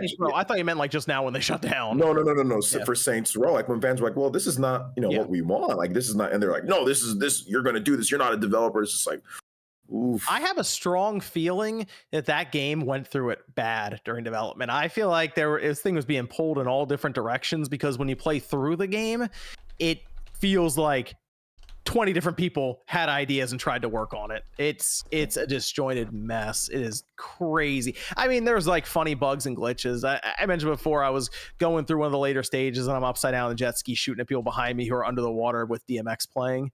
I've never experienced that anywhere before in my life, so that I'll always remember Saints Row for that. But it was just a comically bad game. You should come to Los Angeles. That's like a normal thing. That's normal. I did that yesterday. What are you talking about? Hey, I did that yesterday, and I'm in Seattle right now, by the way. Not Los Angeles. It is a shame because Saints Row had just been selling less and less. I think ever since, I want to say 3. I think 3 was like its peak. Ever since then, it was just down completely. Year like release over release in terms of sales. So I guess they were looked at and said, well, you're not making. And remember what happened with Agents of Mayhem? Agents of Mayhem. That was ugly.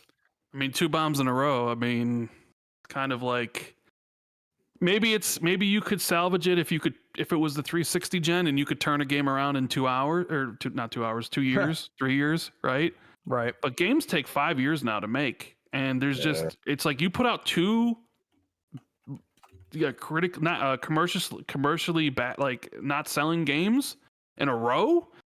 Yeah, I'm not surprised they're on the chopping block. I mean, there's the stuff with Embracer and the that deal that went south, but I'm kind of worried that you're going to see a lot more studios go through this. Mm-hmm.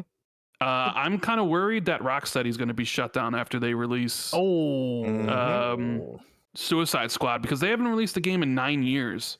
That's going to be painful. If the internet turns on that game and nobody buys it, what do you can't make another game in 2 years anymore. You're talking about probably another 5. Is Warner Brothers going to want to front the money for that, or just be like, you know what, we'll sell you off? Like they sold off Crystal Dynamics after Avengers bombed. I don't know. I have a feeling we're going to come to, I don't want to say a reckoning, but I think you're going to see a lot of studios who just basically the AAA industry can't support these huge projects with these ridiculous budgets on these 4 to 5 year cycles, because not all of them are going to be successful. And then the parent company is going to be like, yeah, you know what? We can't ride through this for another 5 years. We just can't do it. Sorry. I don't know. I think we're coming in. I think we're going to see a lot of studios close in the near future.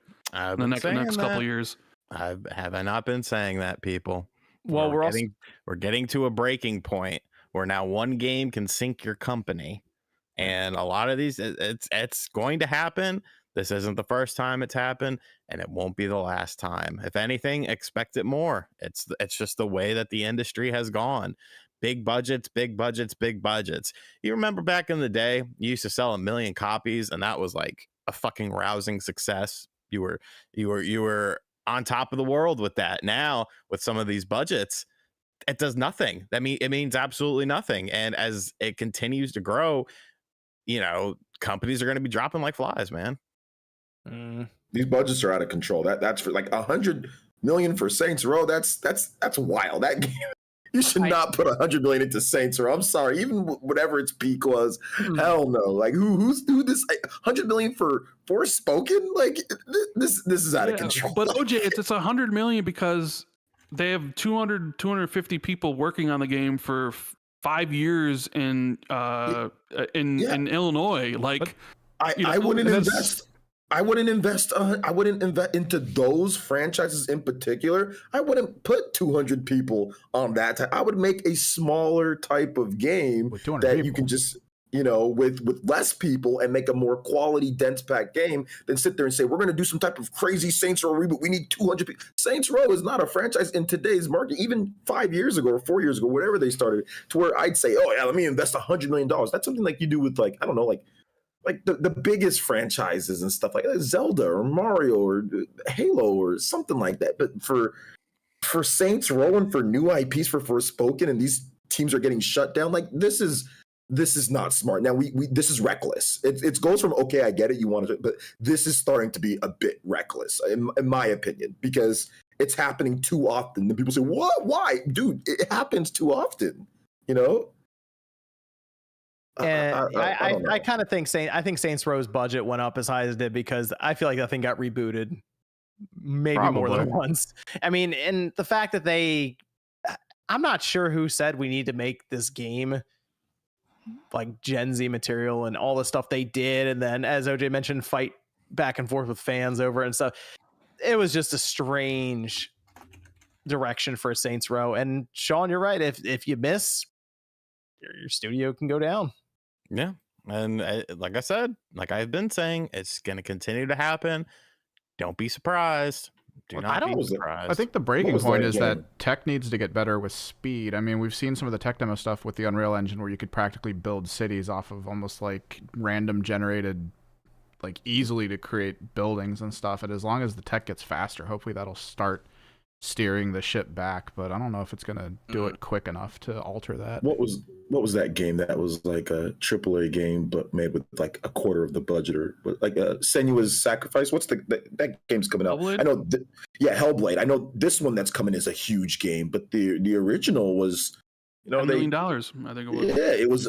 You can do stuff like that. Like to me, like a new IP, it should not be 100 million into Forspoken or 100 million. I know Saints Row is not a new IP, but those IPs are not $100 million or massive 200 something people work. No, you do something small like Senua's Sacrifice, or you do something on the smaller, and if it's successful and you can build from there, like not we're gonna go all in, yeah, like yeah, there's 300 people. It's like what, dude? Oh, like, I don't know, man. I don't like to see people lose their jobs and companies get shut down, but it's disappointing, man, when it happens this many times now. Like, it was the THQ curse. They took up the name and now they're living in it. I'm trying to figure out what happens to Saints Row and Red Faction, because Red Faction was also tied up in that with Volition, and it kind of feels like both of those just go on the back burner now. It would be an IP owned by Embracer. Maybe they sell them off at some point. It could actually. That I think so. I almost wonder if some people are kind of eyeing up Embracer from like across the room very quietly. I don't know if Microsoft would make that move, but I don't know. There's probably a few studios Microsoft. You wouldn't buy all of Embracer. No, but some of them. Like, but like the IPs that they're just like, I don't know. I wonder if before this happened, if Embracer was shopping Volition to different places, and everybody just said no. You know what I mean? They might have. I mean, I still wonder about Crystal Dynamics and if Microsoft just buys and absorbs them. So I think in a world where the ABK deal didn't happen, I think Microsoft owns Crystal Dynamics and Eidos. Yeah, I could see that. But like right now, it seems like the Embracer might be looking around, like you said, to raise capital, and they might do that by selling IPs or studios or all kinds of stuff. So who knows? But Saints Row and Red Faction, they're probably going away for a while unless somebody does come in and pick them up for who knows how much money. I don't even know what Saints Row's worth right now, because that franchise got a beat down. So correct me if I'm wrong. Saints Row was part of THQ, and then THQ went under, and wasn't there a bidding? It's a long. Deep Silver bought them. Like Saints Row and Volition and stuff. The aftermath of the collapse was ridiculous. Like looking into how story. Like some studios, the studios didn't get bought up. The IPs got bought up. I mean, that's how you got Kingdoms of Amalur. It was picked up from Big Huge Games and then sold to, I think, EA, which then handed it to one of their studios that wasn't doing anything for years. So like, it's just weird shit going on.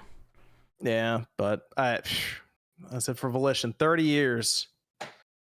And we'll see if I assume they'll hopefully find places within some of these other companies, and we just we get Saints Row at some point again, just not like what we got there. Gosh, did you play through Saints Row, Rand? It's one of the few games I played for a few hours and then stopped. Wow. I was a huge fan of Saints Row. I love Saints Row, and I just was like 2 a lot. 5 hours into Saints Row, the reboot, and I was just like, yeah, no, I don't think so. I got 2 hours in it, blue screen in my computer. I start playing. I forgot about that. I gave Evan a code for it, I think. I was actually interested to see where it went, and it was just I was climbing a tower and my computer blue screened. I was just like, oh. Gosh, I basically hate beat that game essentially, Rand. So I don't even know. I'll never get to the point in my life where I'm gonna hate beat. Yeah, John does it. John made me do it with a few games. I also beat Redfall, Rand. Yeah, but you told me you didn't mind that game though. You didn't hate it. I was indifferent to it, to be honest. Like at least Saints Row fought back. Redfall just kind of rolled over and just took it the whole time. It's like, all right, that's fine. Hey, where's the 60 FPS patch for that game, by the way? Who knows? Still nowhere. Get your Xbox executive team on speed dial and call them up. Yeah. I have a feeling if Bethesda wasn't part of Microsoft and they released that game, I bet you Arcane Austin's shut down. They probably would have been absorbed in. Yeah, they probably would have been put on other high priority projects or something. So Saints Row, I forced myself to beat that game, ran out of the stubbornness. It's like I have to beat this thing, and then I never went back. The ending wasn't very good anyway, so there you go. Let me take a look at some of these super chats here as we finish up. This one is from Eric, who says, what happens to pre-purchase premium for multi-year? I assume you just have that then, because some people stacked subscriptions. I believe you'll just have it, so you won't have to worry about it until whenever it expires, and then you have to pay whatever who knows how much it'll be in 3 years. Who knows? So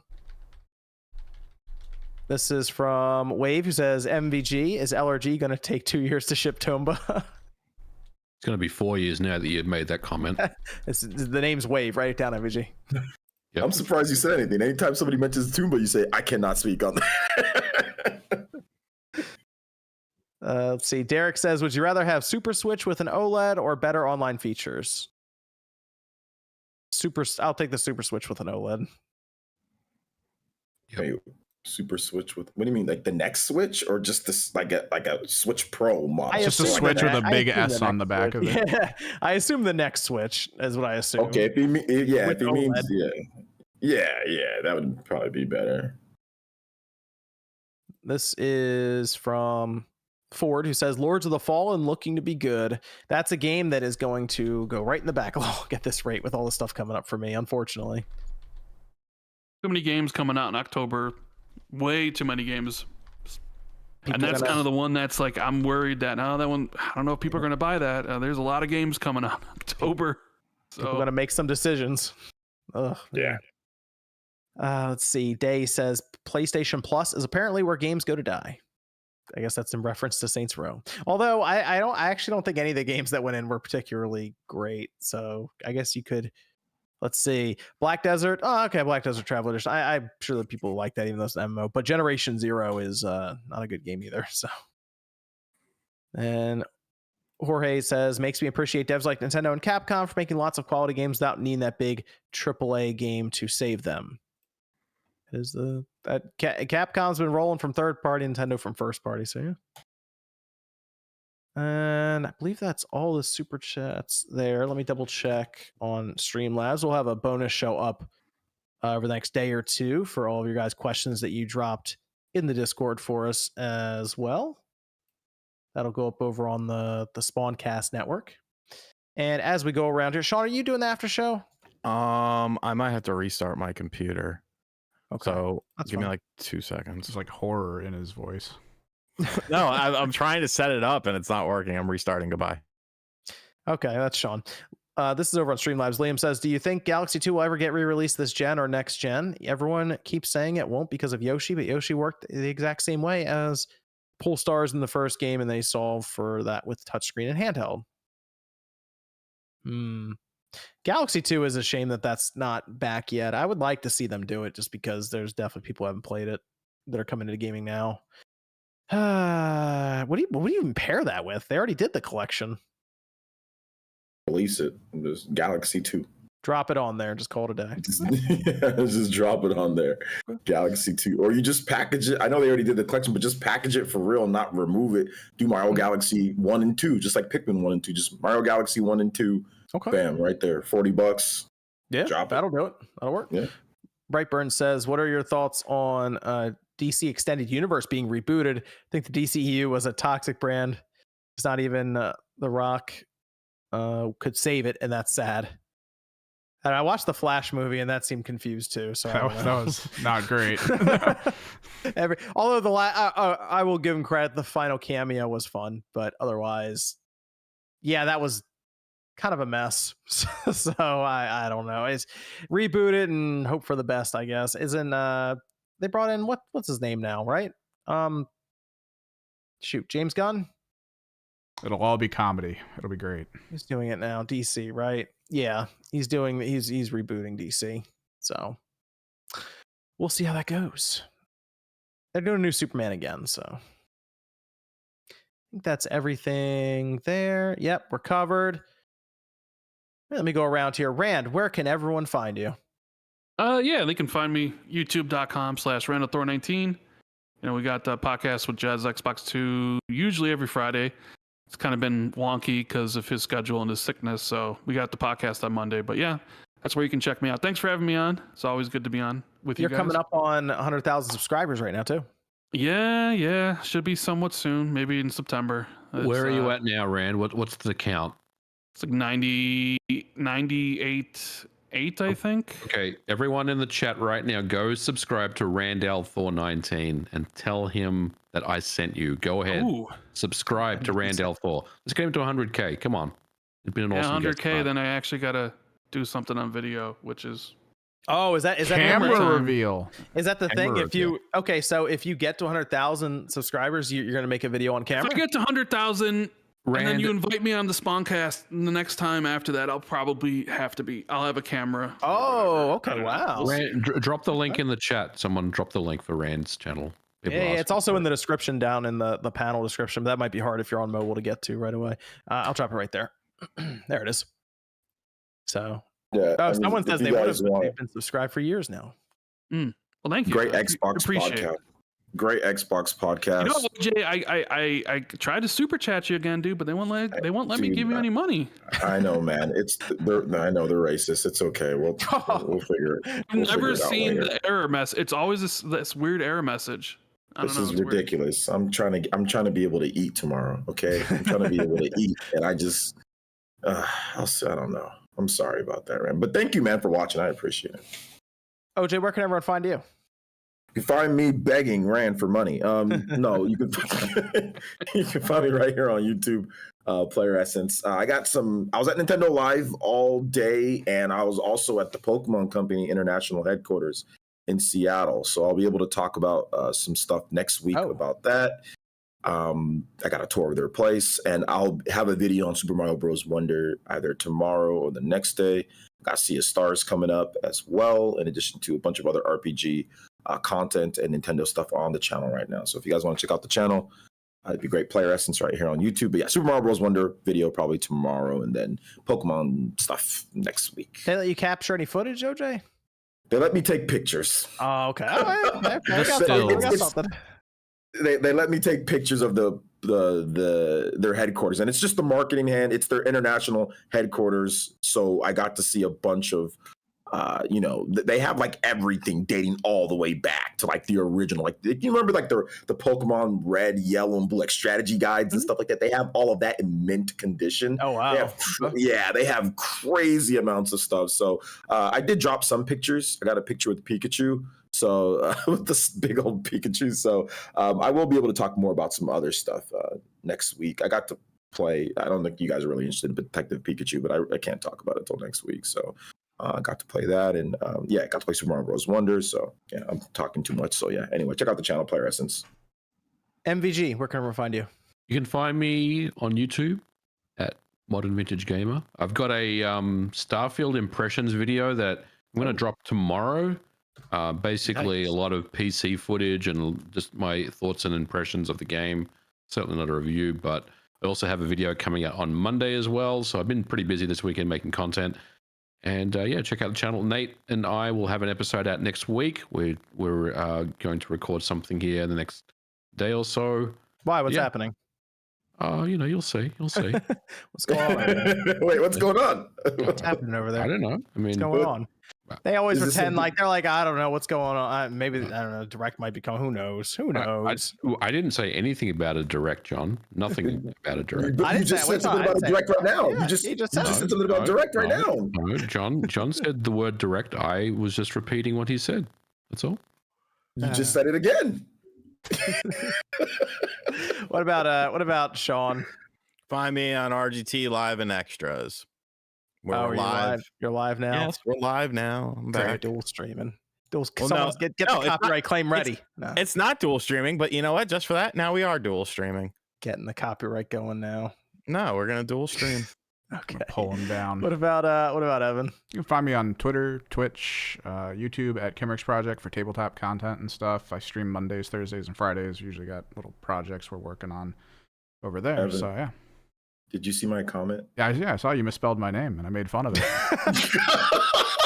Wait, how did you misspell Evan? I think I called him even Yeah.